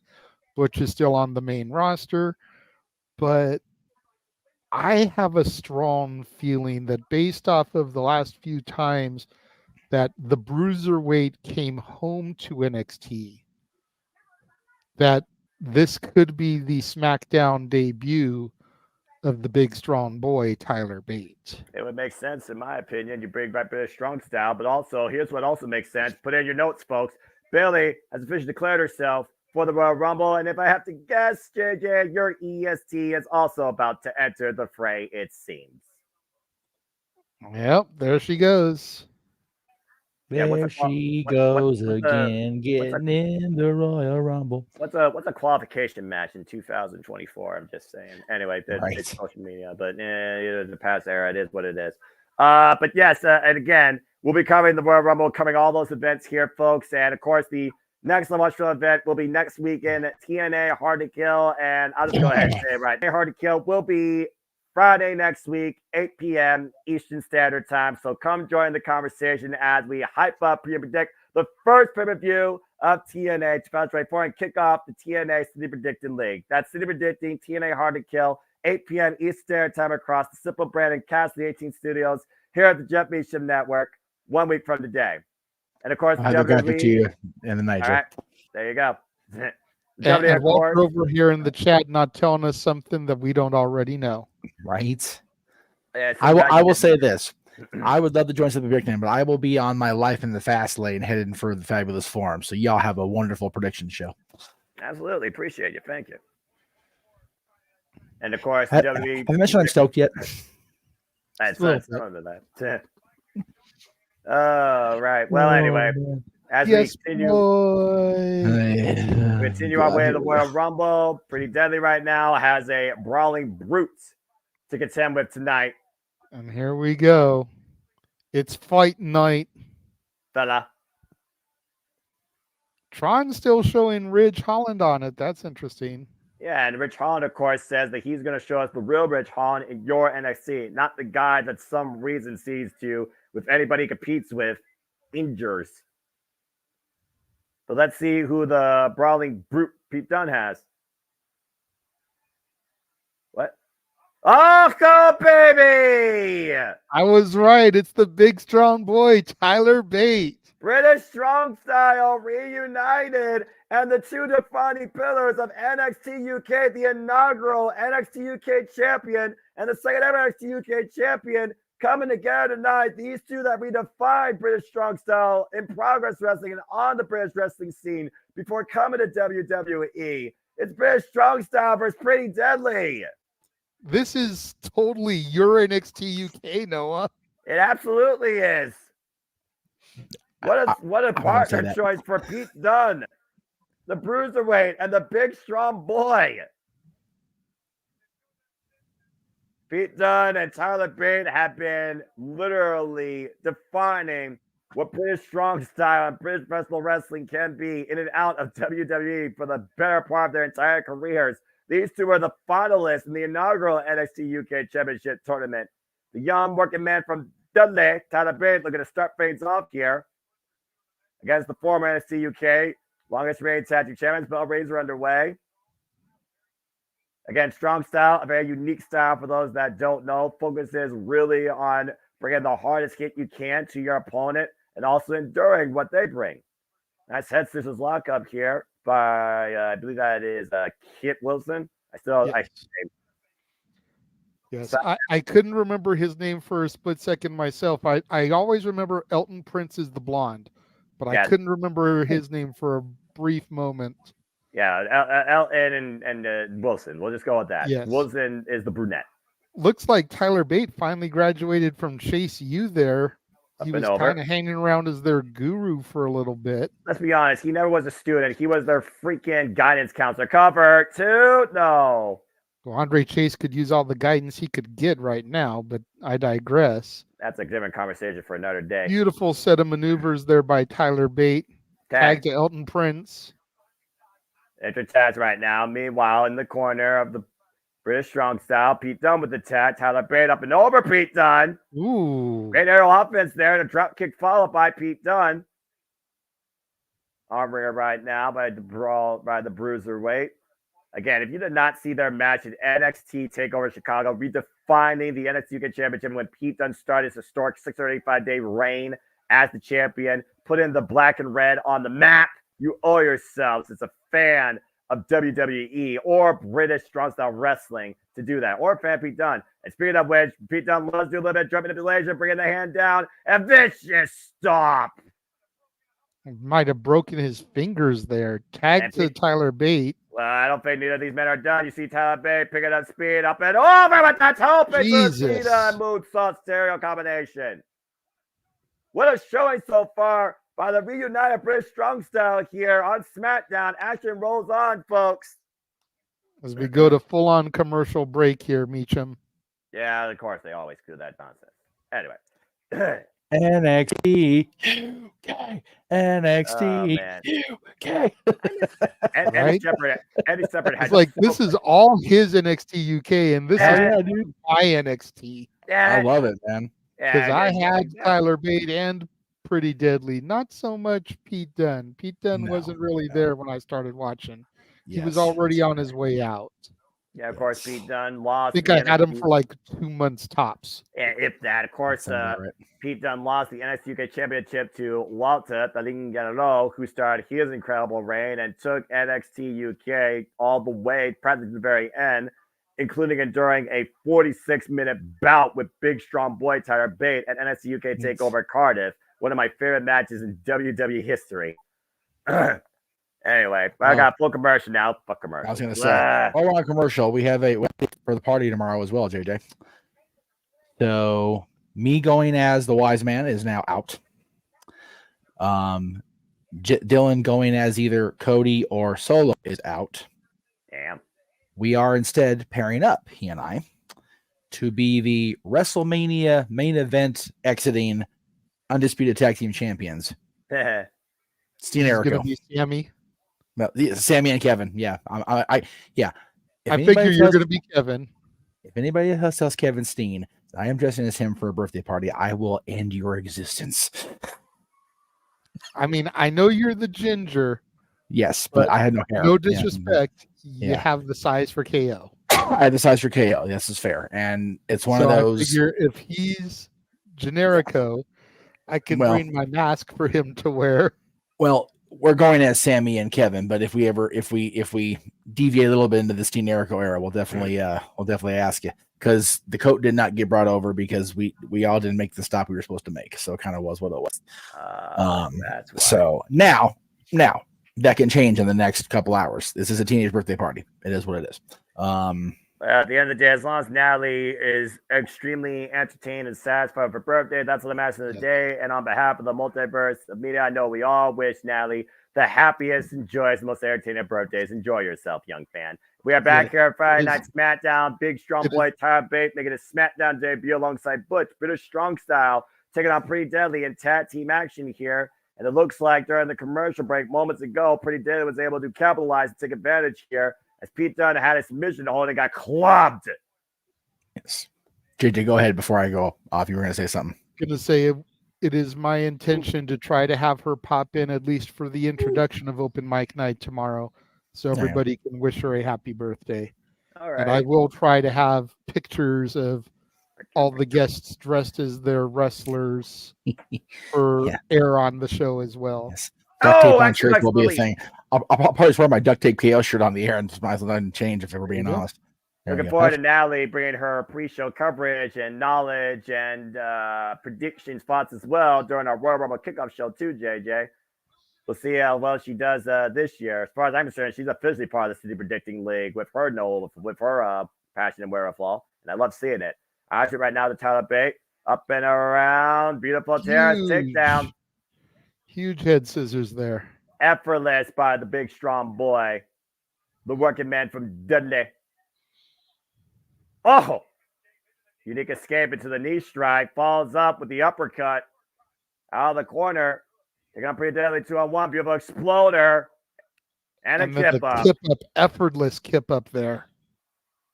Running shooting star.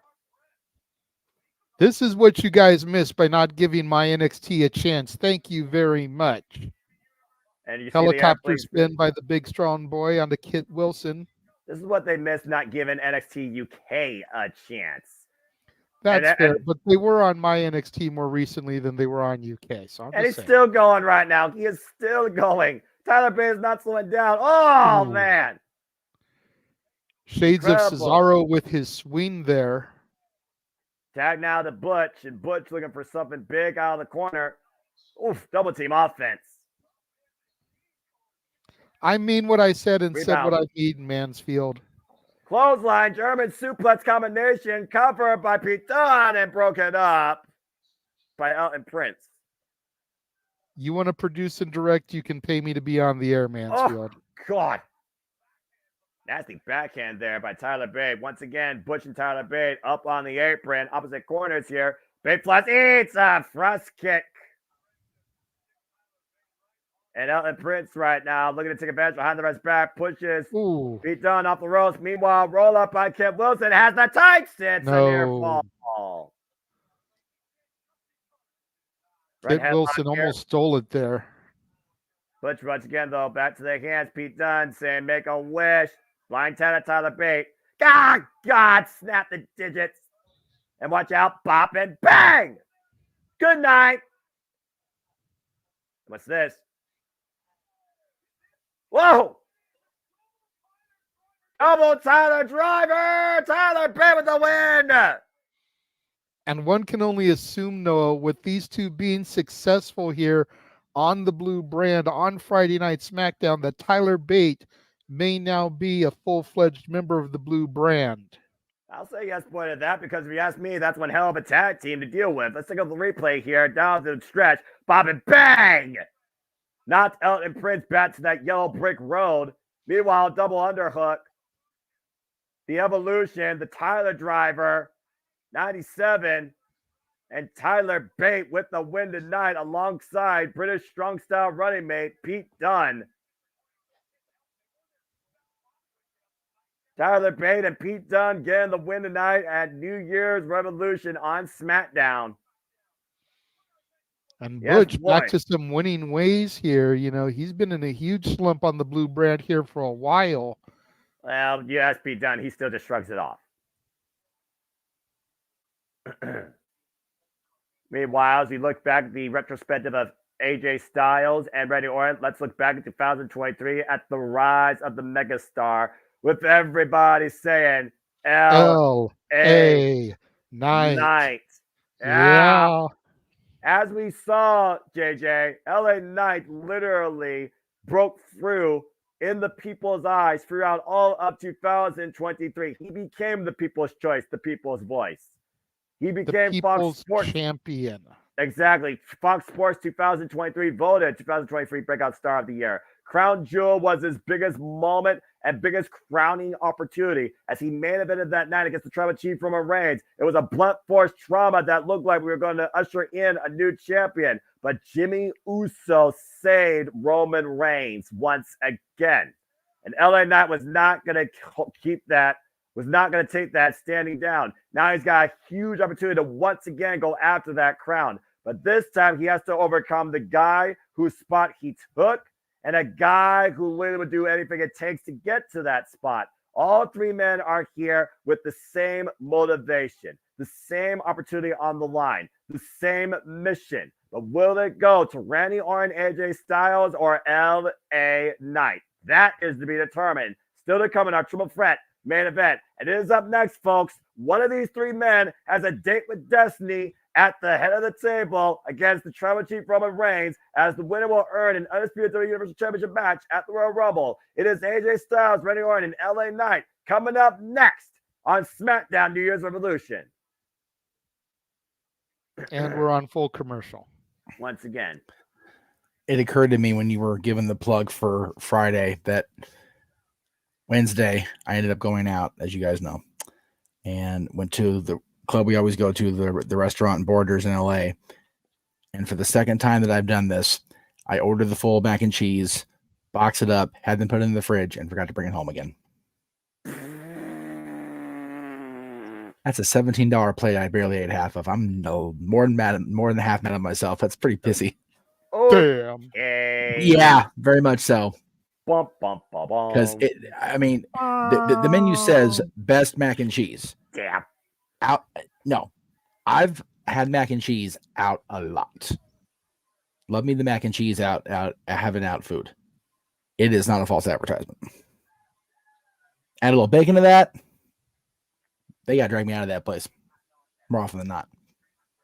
But that's not the second time because I was this Wednesday I was tired, number one, distracted with group drama number 2 and 3, trying to get my happy ass home in time to relieve these two poor bastards, him and James off Wrestle Kingdom. So Relieve James anyway. Relieve James, yes. Yeah, hell, when I got home, the show picked up exponentially with the last half of the show. So not because James's call was bad, just because the quality of the matches was just by God believable in that second half. Holy shit! Well, of course. I mean, you such a figure great that night. the card is going to move. No disrespect. Don't take this the wrong way, Noah. But from weakest to best. Well, yeah. New Japan always lays out. Going through, and James had to be there through the slower, I guess would be the word. I don't know. I haven't watched it, but the better matches are going to be saved for the end. Yeah. I lower would to say, mid card. I would say undercard, and I completely agree. I mean, when I freaking built everything I could inside of me to pull myself together for the Neverweight Championship match, it was just, full throttle. And the never title match, I unleashed something in me that I haven't unleashed within me in a long time when it came to Tamatanga and Shigetakagi being the living shit out of each other for the baddest motherfucking title. So you're not wrong, JJ. I agree 100%. And it is, and I feel like a lot of pay-per-views are like that for a reason, because you want to constantly drive the audience forward. You don't want to hit a peak and then try and bring them up again. And I think Wrestle Kingdom did that rather smoothly. Yeah, I like that New Japan lays out their card. This is what we're doing first. It's like they give the fans the run sheet, which is great. Yeah. And there's no like cool down matches like we talked about on Monday, man.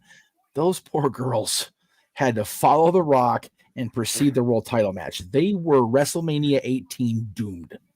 Mm-hmm. And that Rock segment went way longer than it should have been. I'm being perfectly honest here. Well, I think part of it was not that the Rock segment went long.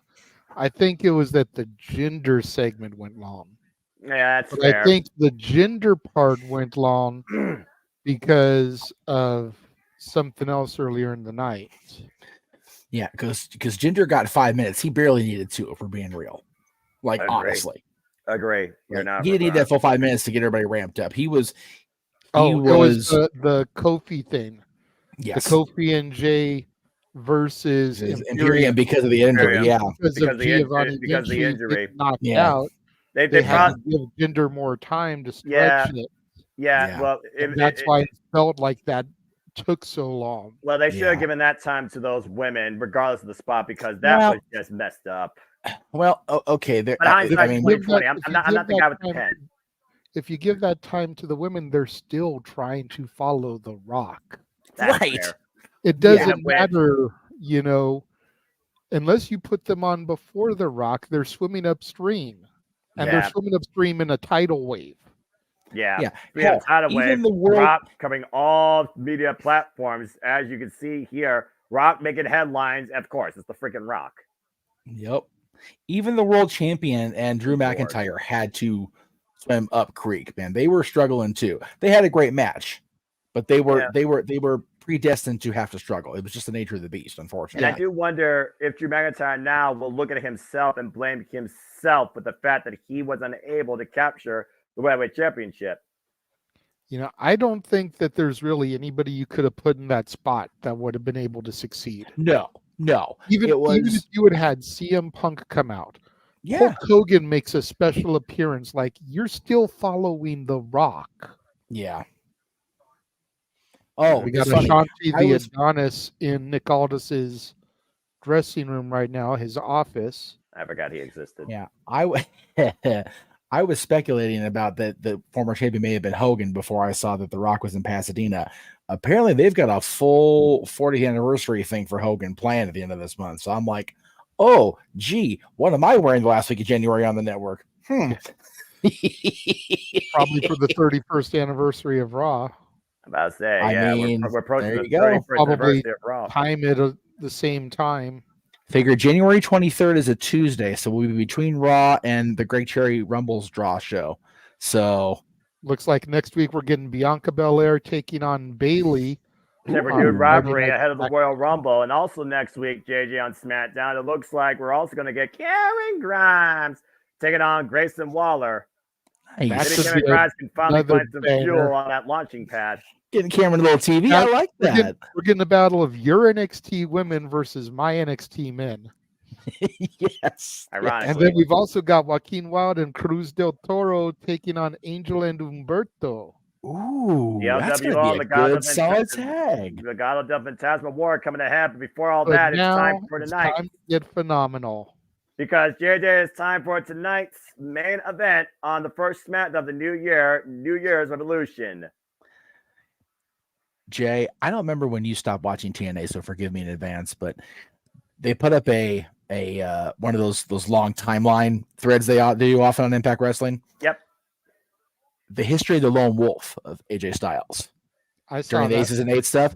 I watched that. I'm like, I had forgotten how, because people are, oh, it's Sting and NWO. It's like, no, it is so much more layered than that. It was so underrated and so underappreciated because it was during the Hogan and Aces and Eights era. Yeah. That was such a good story they told with that. I was like, all right, TNA, you done good there. It was a tail end to a rather oddball story that worked out with AJ Styles being the finishing phenomenal note it needed.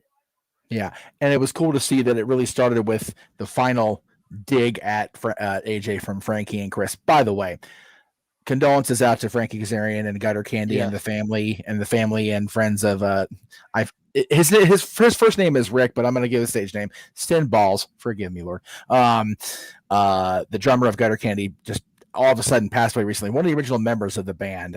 Frankie has announced that they are canceling their show on January 11th, the lead into Hard to Kill in Vegas. I think Frankie's still competing on Saturday next week, but I have not talked to him since the post went up today, so I don't know. I know that right now he's not been booked for a match yet. Oh wait, no. Yes, he is. He's on the pre-show. Zero. Yeah. Him and Eli against Eddie and Brian, I think. I have to double check. I think so. Yeah, Brian Myers. Yeah. Okay, thank you. So he is booked. I'm sure Frankie won't miss a commitment for TNA, but the band can't cancel their commitment because one of the band members is gone. So I'm sure he'll be there on Saturday. But yeah, I just want to make sure I got that out there. Condolences to Frankie and God bless that man's family. Oh my goodness, it was so sad. Oh. Yeah, about to say again, there's just unexpected occurrence that happens that you just don't know how to really cope with, but you gotta figure out how to cope with. That's the nature of life. You know, Walter makes a great point here, but I'm going to offer a counter, if I may. Yes, AJ getting the championship shot at the Rumble after debuting the Rumble. Think about where he was a year after his debut. 2016, he debuts in the Rumble. 2017, he's in that unbelievable match with John for the championship. Yep. That's a hell of a first year, if you ask me. Absolutely. One of my favorite matches ever, John Cena, AJ Styles, SummerSlam, and the Royal Rumble. The Royal Rumble literally being a match only contested within the ring itself. And I think that's a very interesting note that people forget about when it truly came down to who was better inside those four ropes. That's what makes me a fan of professional wrestling, damn it. That's professional wrestling. It was just so sad because they had such an unbelievably great match. And even the Chamber, which is usually a cluster anyway, and Bray winning, great moment. The WrestleMania blow off with this stupid LED match. It was, and of course, man, you and of course, all members of Castlevania Studios can look forward to my reaction of that and more as we give you a journey to 40 on our way to WrestleMania 40. So become a member today and be a part of that journey as we buckle up on the road to WrestleMania that, of course, starts this year at the Royal Rumble. And for all of you, you can start all the way at WrestleMania 1 through 42.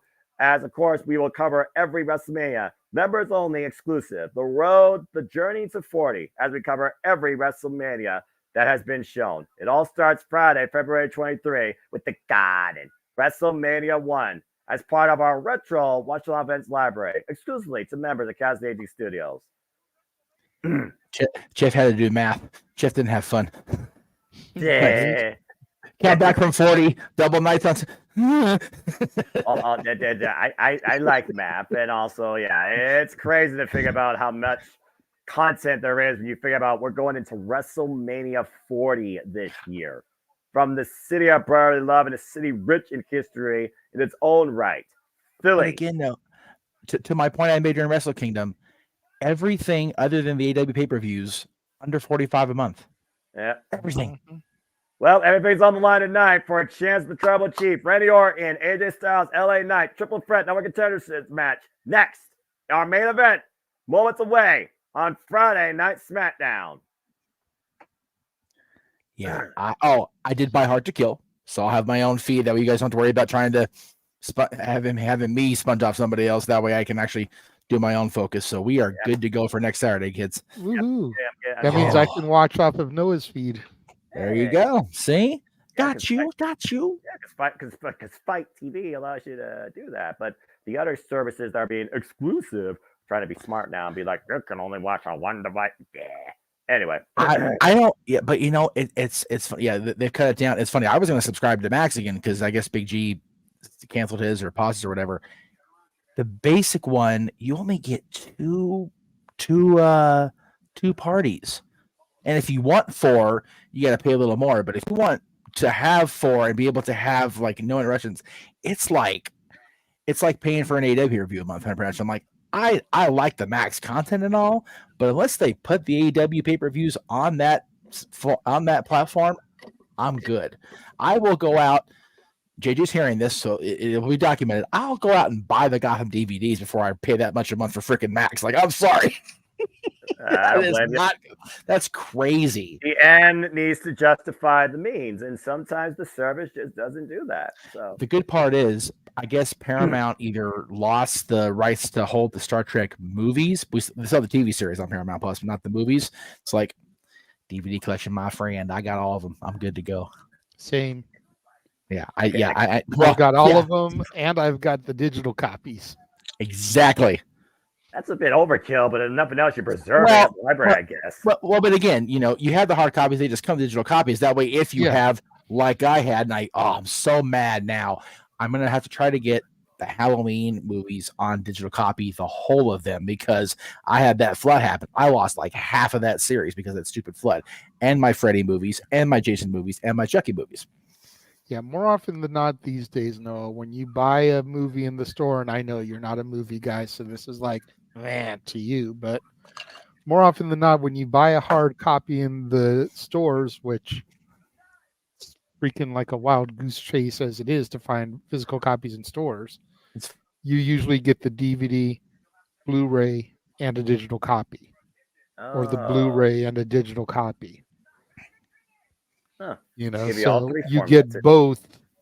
You at least get the two, yes, at the same time. And so you go, and there's an app called Voodoo where you enter the digital code. Okay. And then you have that forever.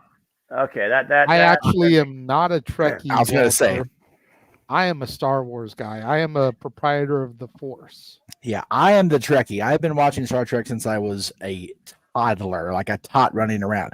I became a Star Wars fan with these special edition releases, which again, depend on how big a fan of them is. It's either the greatest thing in the world or they're, no, Mr. Lucas. And George was like, dude, this is what I wanted to do. Y'all chill. That's accurate, Walter. Talking about movies with Noah is like talking about sports around Aaron. Yes. I will say the main choice of hero weaponry, I agree with this. Because the lightsabers are badass, especially the ones you can build in the parks. I love the lightsabers. Continued. The match is under the way. Yes. We've got LA Knight chopping AJ Styles. Randy Orton now taking control. They didn't waste no time here. The bell must have run during the commercial break or somebody went on the attack. Of course, we saw the return of AJ Styles ushered in with a knockout shot to LA Knight. Again, AJ Styles was taken out and missed out on the opportunity to challenge the Tribal Chief when LA Knight was able to take that spot, tag alongside John Cena at Fastlane, and go on to face Reigns and Crown Jewel. And there you see the SmackDown GM at ringside watching on this match, Nick Aldis, making sure that this is a clean contest despite the fast triple threat. I would say there's no disqualification. Got Charles Robinson as the referee, and to your point, Nick Aldis at ringside. Because could it be to make sure that this is a clean contest, or is it to make sure that Roman Reigns and his bloodline doesn't try to interfere and dictate the winner? Well, you did see that sit down with Nick. Oh, that's some Roman Reigns. There's Styles from over the outside, reminding Roman Reigns, you may be the champion, but I'm in charge here. And Roman Reigns just kind of shrugged that off. Nick Aldis is not afraid to display the power of authority that he has, even at the ire of the Tribal Chief, Roman Reigns.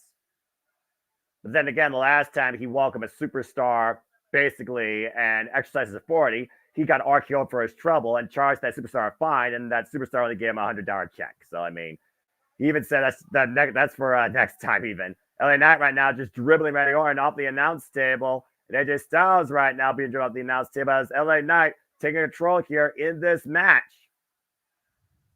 And the crowd chants, yeah. Good grief. Not surprised. Oh, Randy Orton hooks another back drop into the table, and the table does not break.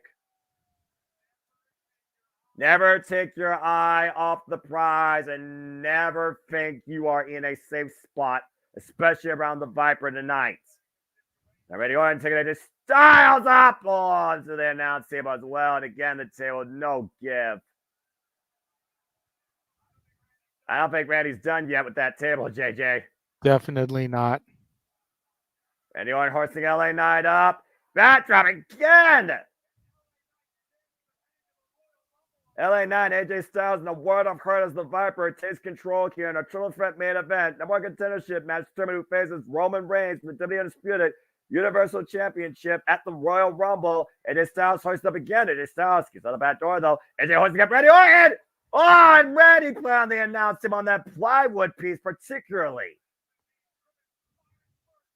All three men have been driven spine first for the announce table as Nick Aldis watches on, seeing what all three men are willing to do and willing to go through. Oh, for a chance to challenge Roman Reigns for the title.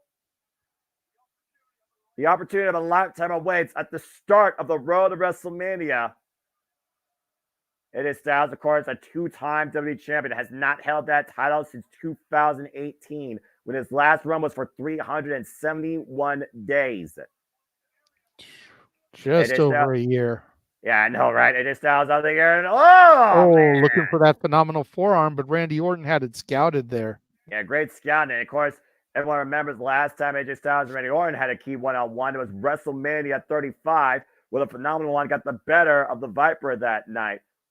Randy Orton fans in attendance still won't remember that. They're still stuck at the train station.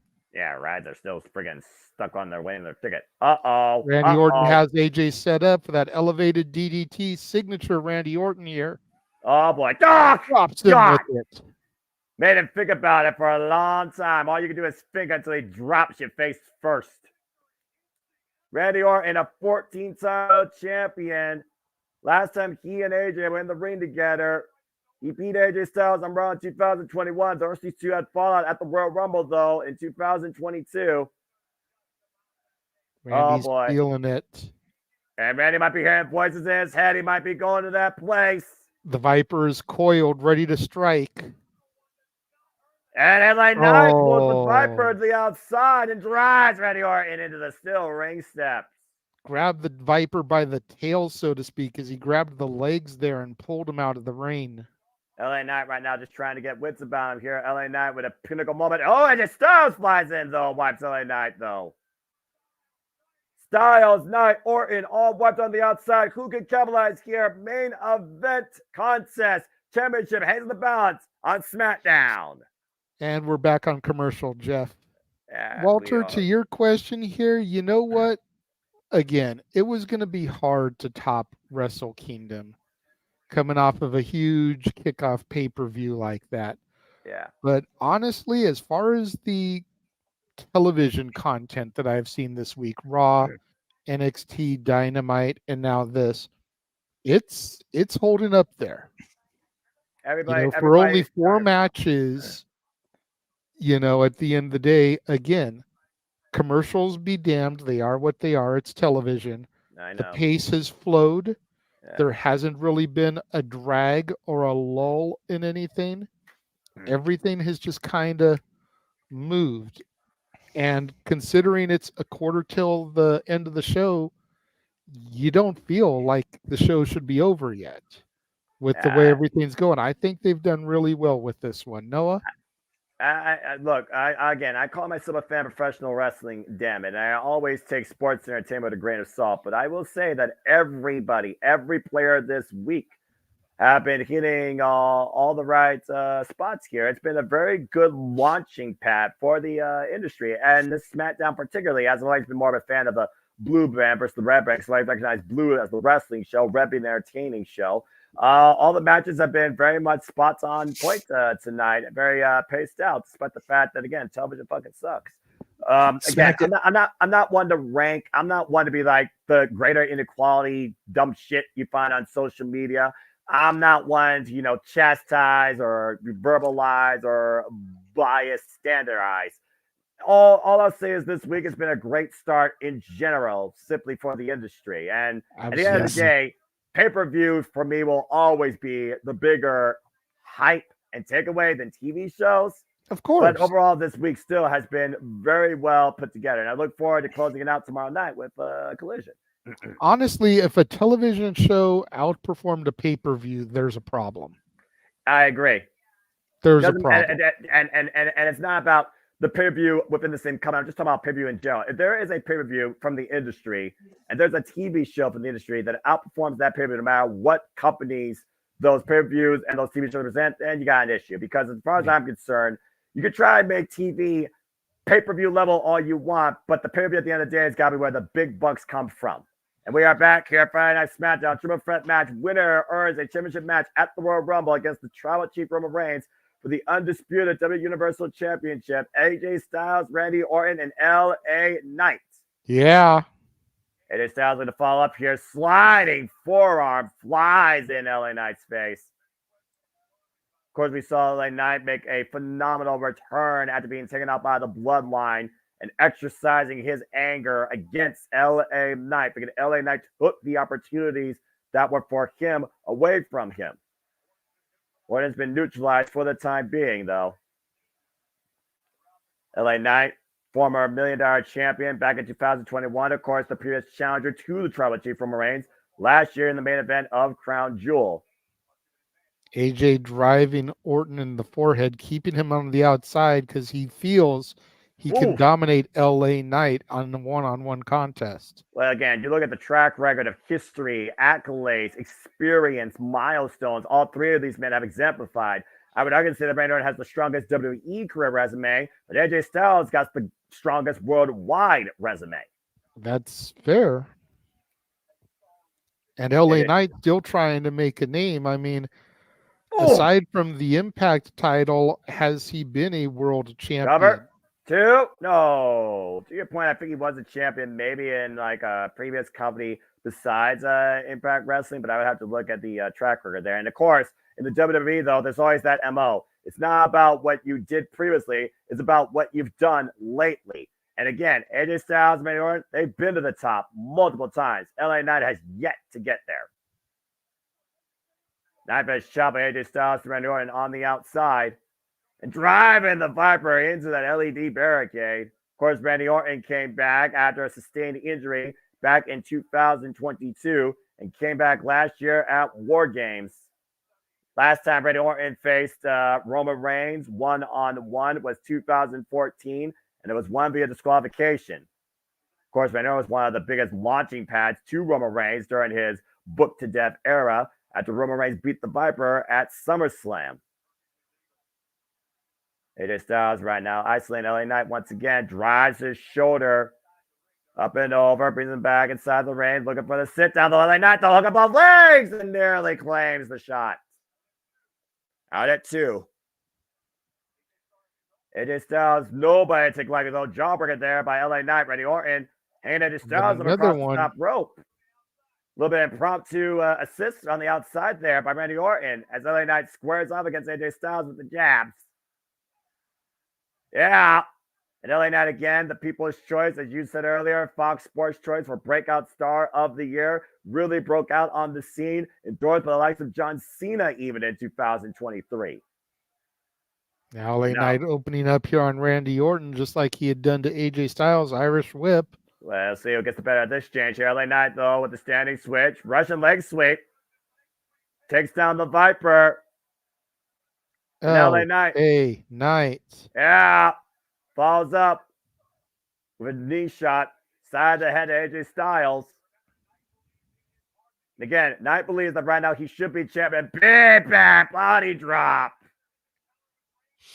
If it wasn't for Jimmy Uso, I very well would say that LA Knight should be the champion right now. Those short clotheslines from Orton, duck, power slam, What? got 3 moves.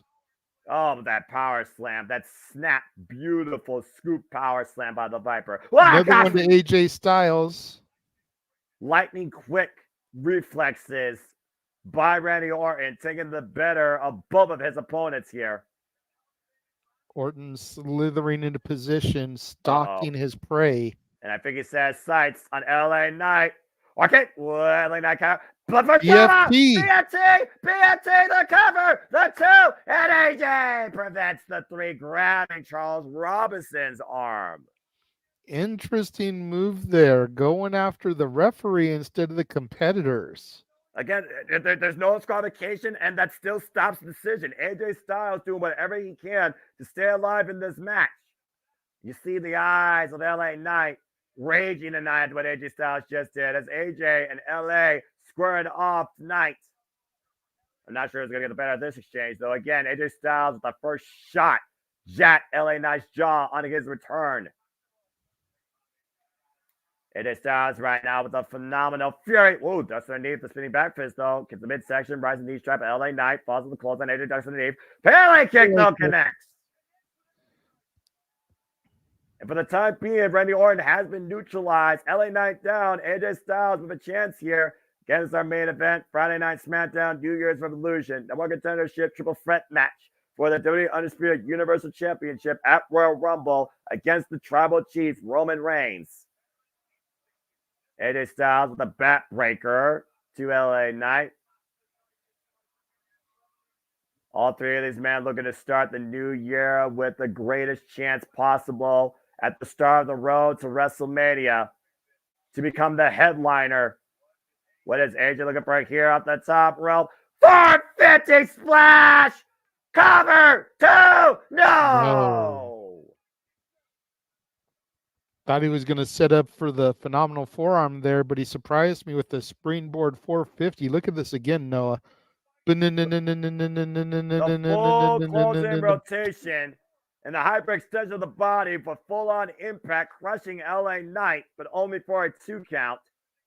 And LA Knight busted the hard way. LA Knight must have caught part of AJ Styles' either elbow or his knee off that 450 splash. LA Knight's still alive in this contest, but I would say barely. Again, the Viper right now nowhere to be seen, as this has right now been put into a one-on-one match. You see the anger, the fury, the eyes to the start of the phenomenal one. Looking to finish, feints here. Looking for a Styles clash. Can he hoist LA Knight up, though? LA Knight standing on the outside. Meanwhile, Randy Orton, though, pushes AJ Styles into the corner. Again, these two have a brewing rivalry going all the way back to WrestleMania 35. Oof, and a forearm smash. And meanwhile, you were asking for it earlier. AJ Styles might be looking for it here. Randy Orton in position. The springboard, phenomenal. RKO! Out of nowhere. Are you kidding me? The cover to the near leg. No, LA Knight pulls the referee to the outside. Fair play earlier to what AJ Styles did to LA Knight. LA Knight preventing Randy Orton from capitalizing and punching his ticket to Royal Rumble. And it's perfectly legal here. There's no disqualification. Who's going to capitalize here? Who's gonna? Oh no. Uh-oh.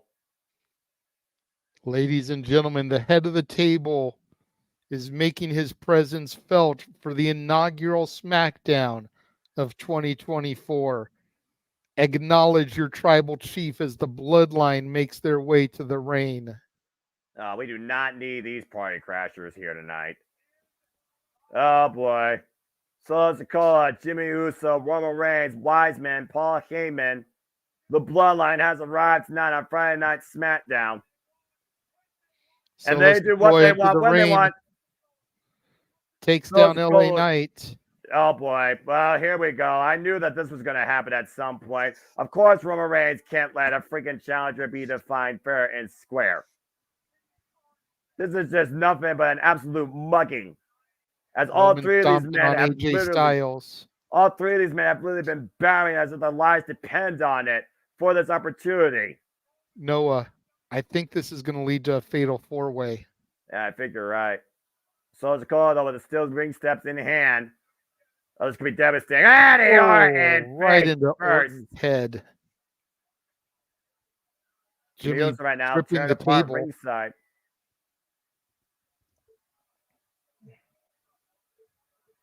Yeah, it looks like Roman Reigns jaw-jacking Nick Aldis. I gotta imagine what Nick Aldis is thinking right now.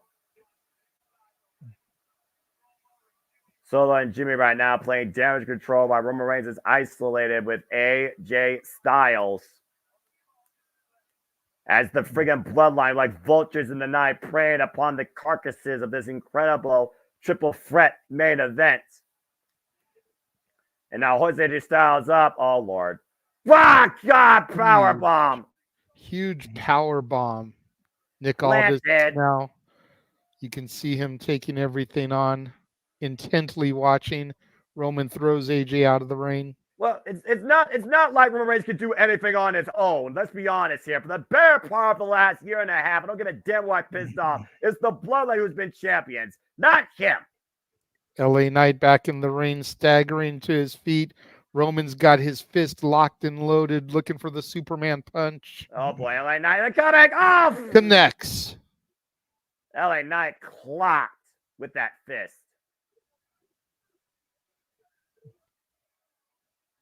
And Roman Reigns right now picking up speed. Spam through LA Knight. Good grief. Can we get some security out here? Nick Aldis, reestablish some control in your own damn show.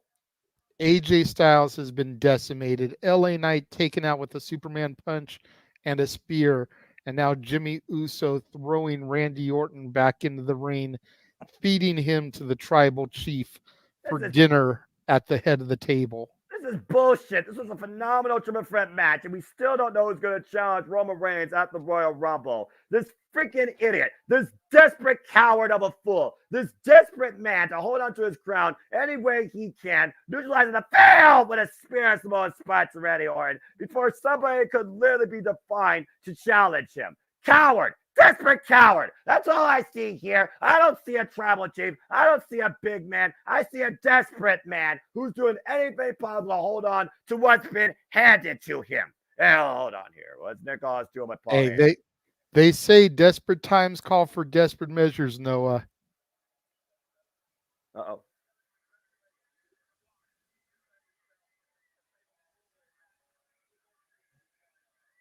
And Nick Aldis telling Paul Heyman to tell him congratulations. He's just earned himself a fatal four-way match against all three of these gentlemen at the Royal Rumble. As New Year's Revolution concludes, Roman Reigns finds himself in a fatal four-way very soon at the Royal Rumble. For the Regular Wrestling JJ Williams, I'm the Seminole Foster. Thank you for tuning into our coverage of Friday Night SmackDown. Thank you very much for the $5 super chat, Walter. Ding, ding, ding. Winner, winner, chicken dinner. Hey. They should do a fatal four-way elimination style, not just first person to the fall. That way, with the Rumble, everyone has to be eliminated. I completely agree about that because it'll be easy for Roman Reigns and his fucking bloodline to get involved and try and neutralize everybody. So, yeah, I completely agree. The fucking bloodline, my goodness. I know, right? Such foul language out of our Noah. Ain't got to get hot about it. People know where I stand when it comes to the bloodline of Roman Reigns. I've stand by my freaking platform since the end of WrestleMania 39, and I still feel I'm right in my stance. Anyway. Well, I know where we stand as far as the U.S. Heavyweight Championship match at the Royal Rumble because as of .com, it is official. There you go. Logan Paul and Kevin Owens, United States Championship. You know what else is official? What? I'll tell you what's official, JJ. I'll tell you both. Just come back and I'll tell you both at the same time. What? Our next watch along. Ah, yes. Hard to Kill. Saturday, January 13th. And of course, that is also the introduction of the TNA Plus service, as of course the Zero would take place exclusively through there. And you could also watch the Hard to Kill pay-per-view for either Fight TV, as you've been used to, or through the TNA Plus subscription service. And by the way, speaking of fans on Fight, I've been notified and did confirm. If you bought NWA pay-per-views on Fight, you may want to go talk to Fight because they're gone. Damn. Yeah, I'm a little pissed. Not gonna lie. After Hard to Kill, of course, if I may, as we have said numerous times, we are indeed going to freaking die. Yes. Yes. Royal Zoom in Rumble, here. Vengeance Day, TNA No Surrender, WWE Elimination Chamber in the middle of the night, Eastern Standard Time, I'd say. Right. I have a feeling we're gonna just have to wait on that one because I don't know if we're gonna be able to do a 2 a.m. call start time. Yeah, that's right. Oh, okay. Logistics at residence is what we're talking about in JJ's case. Yeah. Noah. I know I'm you playing can with you. do it, Noah. I Yeah. know you can do it, Noah. Yeah. I can't logistically, and I know. I'm considering messing that with this you. is a sports entertainment pay-per-view, Yeah. Yeah. say if it was AEW or Impact, Impact or NJPW, there'd be no, Ring of Honor, there'd be a no different problem story. there. Yes. Damn right. Yes. Yeah. So what we may need to do is push that to where it's a 9 a.m. Pacific, noon Eastern start time. Yeah. There you go. Yeah, the Anyway. show will be over. It'll already have happened, but let's be real. How many people are going to be staying up at 2 a.m. to watch a WWE PLE? Keyword Most of us are WWE. going to go memes and watch Yeah. it when we wake up. Keyword Yes. WWE. I'm going to guess not a lot. Yes. But then AEW Revolution. TNA announced today's sacrifice, making his work Yay. even more. Oh, by the way, NWA Hard Times is going to be a CW special episode of NWA Power. Do we add? Depends on the date. I mean, as long as nothing else. is confirmed. Friday night, March 2nd. Oh, excuse me. It would be Saturday the 2nd. Saturday, March 2nd. My birthday's the 1st. I got confused. Yeah. So the 2nd is a Saturday night. So it would probably be a pre-open mic night scenario. We'll talk about it. Yeah, we'll talk about it later. We got time. Yeah, March 8th. Hall of Fame, of course, WrestleMania week. Hall of Fame, Stand Deliver, WrestleMania both nights, Raw after Mania, Backlash, talking about Star Wars earlier, May the 4th. NXT Heatwave and Money in the Bank both added this week, as we talked about. And, of course, AEW All In London 2 and Bash in Berlin. So, again, all the wrestling, all the damn wrestling. And you know there's going to be more stuff added between. I already know the WrestleMania weekend's going to freaking kill us. And then, of course, AEW has their period that started all in their company. So you know there's going to be more stuff added. Yes. So we have a ton of stuff in store for you guys. But that's all later. Coming up, of course, tomorrow is open mic night, hosted by this man tomorrow night, because next Saturday, of course, is our anniversary show, hosted by the Simple Man Noah Foster. 2 years of open mic night, immediately following Hard to Kill. We got so much shit going on. I love it. Absolutely. Good times, kids. Good times. It's going to be a good show tomorrow. Got a lot of interesting stuff to discuss. Yes, and of course, we'll be singing the praises of our birthday girl here in Casa de Cubo. And we'll be doing the things tomorrow, but we want to, again, wish everybody at home a very happy new year. If you've been watching with us all week, we appreciate that, especially. Yeah. We all got to smell what The Rock was cooking this week. We got to see NXT take us all the way straight to evil, and we got to see SmackDown do their thing as they do on Friday nights. And of course, we had the magnificence that was Roll the Kingdom. So thank you for all of that this week. As much as we're going to scale back on the watch-alongs next week, we still go and die with all the shit we got going on, including the return, the First Dads episode of 2024, as the Renegade and I lead into Hard to Kill with our choices, and it will be a separate list for the first time in a long time. The top 10 stars of the era of TNA, 2002 to roughly 2016, depending on when Bruce Pritchard made that big announcement. I forget. It's been a minute, kids.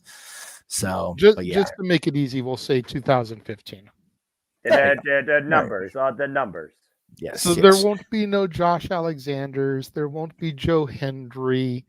There won't be Steve Macklin or any of these guys. It's going to be your AJ Styleses, your Abysses, your AMWs, Triple X, Frankie Kazarian, Motor City Machine Guns, Kurt Angle, Christian Cage, Samoa Joe, and so many others. And your Jeff Jarrett's. The Jeff and Karen Jarrett. We cannot forget either one of them. Damn right. You can't forget either of the Jeffs, Jarrett or Hardy. That's right. Not going to say anything. And then, of course, let's get their Sting. So, there is that too. That's fair. But anyway, but lots of folks to choose from. There's Hogan. There's Bishop. Brother. There's Kevin Nash. There's Booker T. There's Scott Steiner. Love you, Scotty, but yeah. But then there's the TNA Knockouts, which are That's a lot. No, not Bobby Lashley, the Destroyer Lashley. Yeah, you're right. MVP brought him in. Here's two names that don't get talked about enough in the history of TNA that I am almost positive will either make my late list or at least be solid honorable mentions. Yeah. Sonny Siaki and the Alpha Male Marty Brown. Damn right, man. Marty Brown. Okay. Yeah. Kaki Siaki was the shit. Dude, if TNA had, I'm sure we'll talk about him, or at least give him a good solid mention. Yeah. But if Kaki TNA, Siaki was a more muscular version of Ricky Starks. I'm saying that's kind of fair. That's a fair analysis, I think. I'm just talking in look. Yeah. Yeah, that's why I think that's a fair analysis. He only existed in the paid pay-per-view per week era of TNA. If he had made it to the Fox Sports Net or Spike era, he could have been a fucking star. Like, I will die on that hill. That dude was charisma loaded. Yes. And he can wrestle a blue streak. Great. Yeah. And had it, I mean, again, there's so many people that are just so underscored. And I'm telling you, people, this is not a, you don't see me anymore in TNA stuff or whatever, but TNA Plus gives you everything except the monthly pay-per-views, $9.99. I feel like I'm in WWE Network era 2014. It's quarterly pay-per-views, Jeff. The big ones, the quarterly ones, which you're referring to. Hard to Kill, Slammiversary, the Rebellion, and the Bound for Glory. They actually have only a true big four. But the weekly pay-per-views going back to 2002, bleeding into the time they overlapped with Impact, and then every episode of Impact. And all the monthly pay-per-views once they go into the archive, but going back to Victory Road 2004. So it's I am loving going back and watching this stuff. I did post on social that I'm actually going back and watching from when I first became a fan, but adding WCW to the WWF stuff. And man, think about the companies: WWF 1990, Ultimate Warrior, the Hart Foundation, Texas Tornado.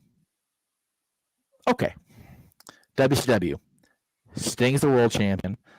I already forgot. Oh, Doom are the world tag team champions, Simmons and Butch Reed, with Teddy Long, not woman. The Godfather of wrestling, Teddy Long.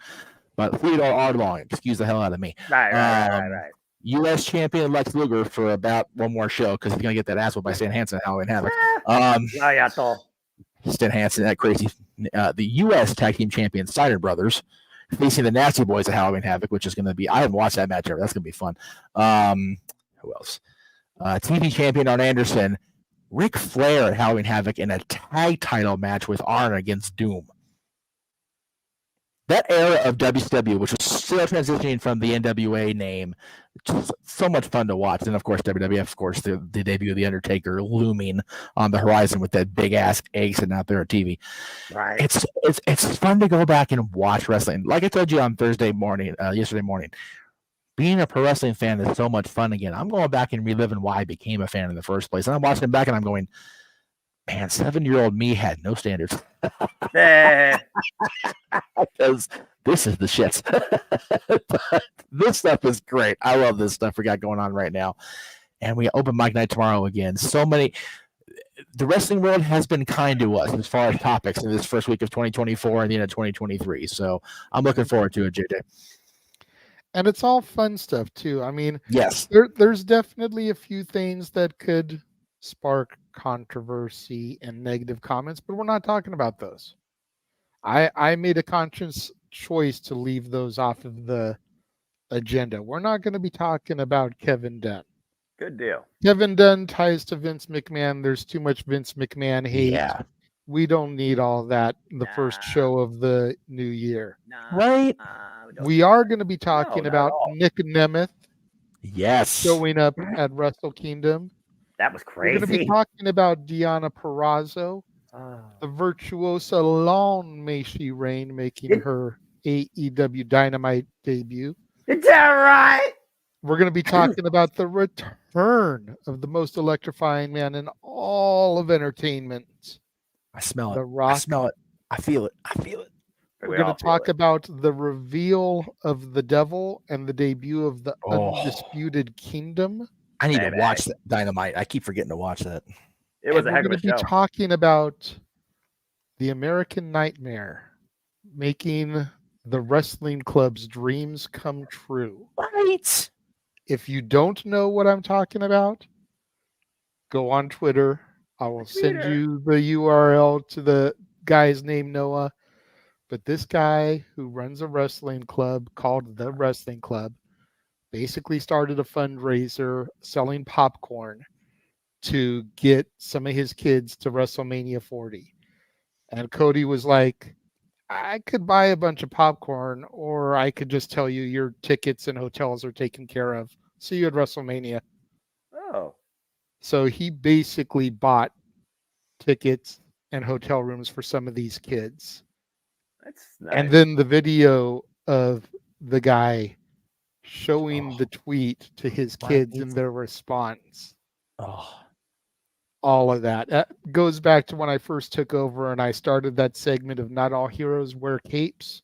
Yeah, yep. I remember that. This one wears a Sergeant Pepper type of coat, but still.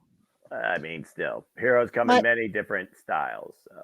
Jeff, I don't understand why you always praise the Rhodes family so much. Shit like that. Yeah. Okay. That's selfless right there. That's what that is. So and Emmanuel, to your comment, this is like the level of the Divas of Compton, right? You know, granted that wasn't a contest, that wasn't Bianca going out, and you know, there was other things involved in that, but this is just Cody being selfless and making a bunch of young wrestling fans dreams come true. Going to WrestleMania in Philly at that beautiful, Lord forgive me, Cowboy fans, that beautiful stadium the Eagles play in. Oh, it's going to be awesome for those kids. To your comment, Emmanuel, the El Renegado will actually return 2 weeks from tomorrow. Yes. Tomorrow is a post-party thing. No mascot. No. Next Saturday is our 2-year anniversary. We're going to be dressed as to the nines as we can get. Of course, nobody can touch this man. But you notice he's not even wearing a tie tonight. This is casual Noah. He has no tie on. Yeah, between fever and sweating and being extremely tired, I made sure I was a little bit more composed. He's got a fever, and the only relief is less tie. El Renegado de la Lucha Libre is January 20th. It'll be the week before the Rumble, because I've already lost that bet with Greg thanks to Deonna Purrazzo. Yes. Shortly after our Price is Right game night, when we do open mic night, we will have El Renegado de la Lucha Libre, we promise. Yes, the Renegade himself will still be around for Price is Right, but once that ends, El Renegado will take the airwaves. See, Matthew, Ole. good to hear. Good to hear the show was fun. I talked at him, I should say, during Meet Music yesterday, and I was mentioning how even having to go to Bakersfield, NXT was still fun when we went back in 2018 or whatever it was. So Okay, I have to ask you because I watched Meech's Musings yesterday while I was on the phone with Cece and she was driving home. And then I legit went back and rewatched it.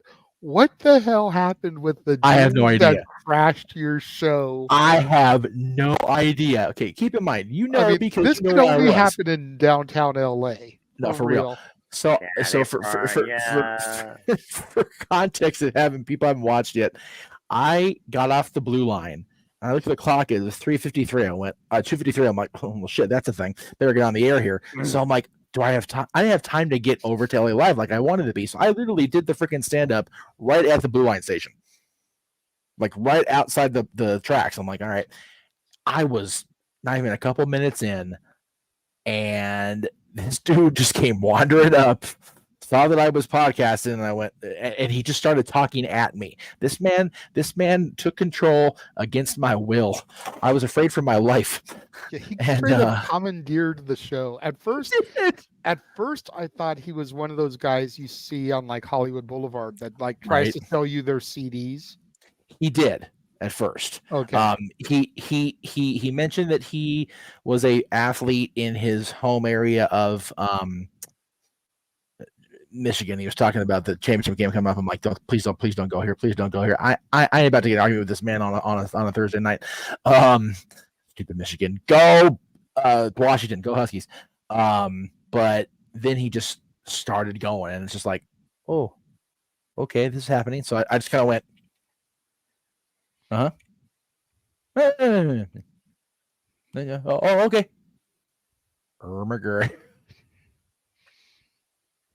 Only in America, folks. Only in America. In California. Yeah. They played that song at the Kings game, and I'm like, this is what we wanted to have WrestleMania 2000. When we couldn't get licensing, they gave us that WrestleMania 2000 California theme, and it's like, yeah, that's what it is. But yes, it was a fun show yesterday. I enjoyed it, the brief as it was, and I have learned that even if you plan ahead in LA transit and traffic, shit happens. Yes. But at the show at NXT tonight for Matthew, Lola Vice, Nikita, Chase U, Trick, Rich Holland, the Don of NXT, Metaphor, Von Wagner, Burr Davenport. That's a pretty stacked little house show they got going there. I'm here for it. Yep. Did Jeff have his Tony Khan moment? No, I actually didn't partake in the cocaine yesterday, and my hair is not existent, so I can't curl it. Anyway. But I digress. Matt, good to see you, brother. Thank you for the like button push, as we always get from you. We are closing out the show tonight. Dinner, I'm sure, is either downstairs or on its way here. So I'm going to do my partying thing. But thank you both again. Noah, you are our hero. Super chats for this week will be donated to Noah getting Theraflu. Just golly, poor guy. Vapor rub. Right. Oh, I finally saw a commercial for those Vicks Vapo, like the super ones I've been having. I need to get more because like I'm dying here. Gets us all bad at least one time. For real, man. I'm not nearly as bad as yesterday, but thank you guys. And yeah, I'm going straight to bed. Yeah. Much like a lot of people improving their lives. Noah's not where he wants to be, but thank goodness he's not where he used to be. Because this poor dude was sick as a dog, and he still did Wrestle Kingdom like nobody else can. It'll take more than some damn fucking flu / COVID symptom nonsense to stop me from calling my premier wrestling show every year. Damn it. Yes, but we will have him tomorrow night as part of our panel, hosted by the not yet renegado, JJ Williams. He will be the renegade tomorrow night. I am the Meech. He is a simple man.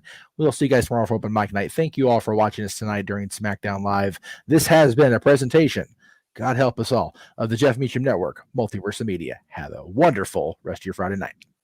The Jeff Meacham Network's Multiverse of Media. For over 15 years, the recognized symbol of excellence and the standard bearer in coverage of sports and entertainment.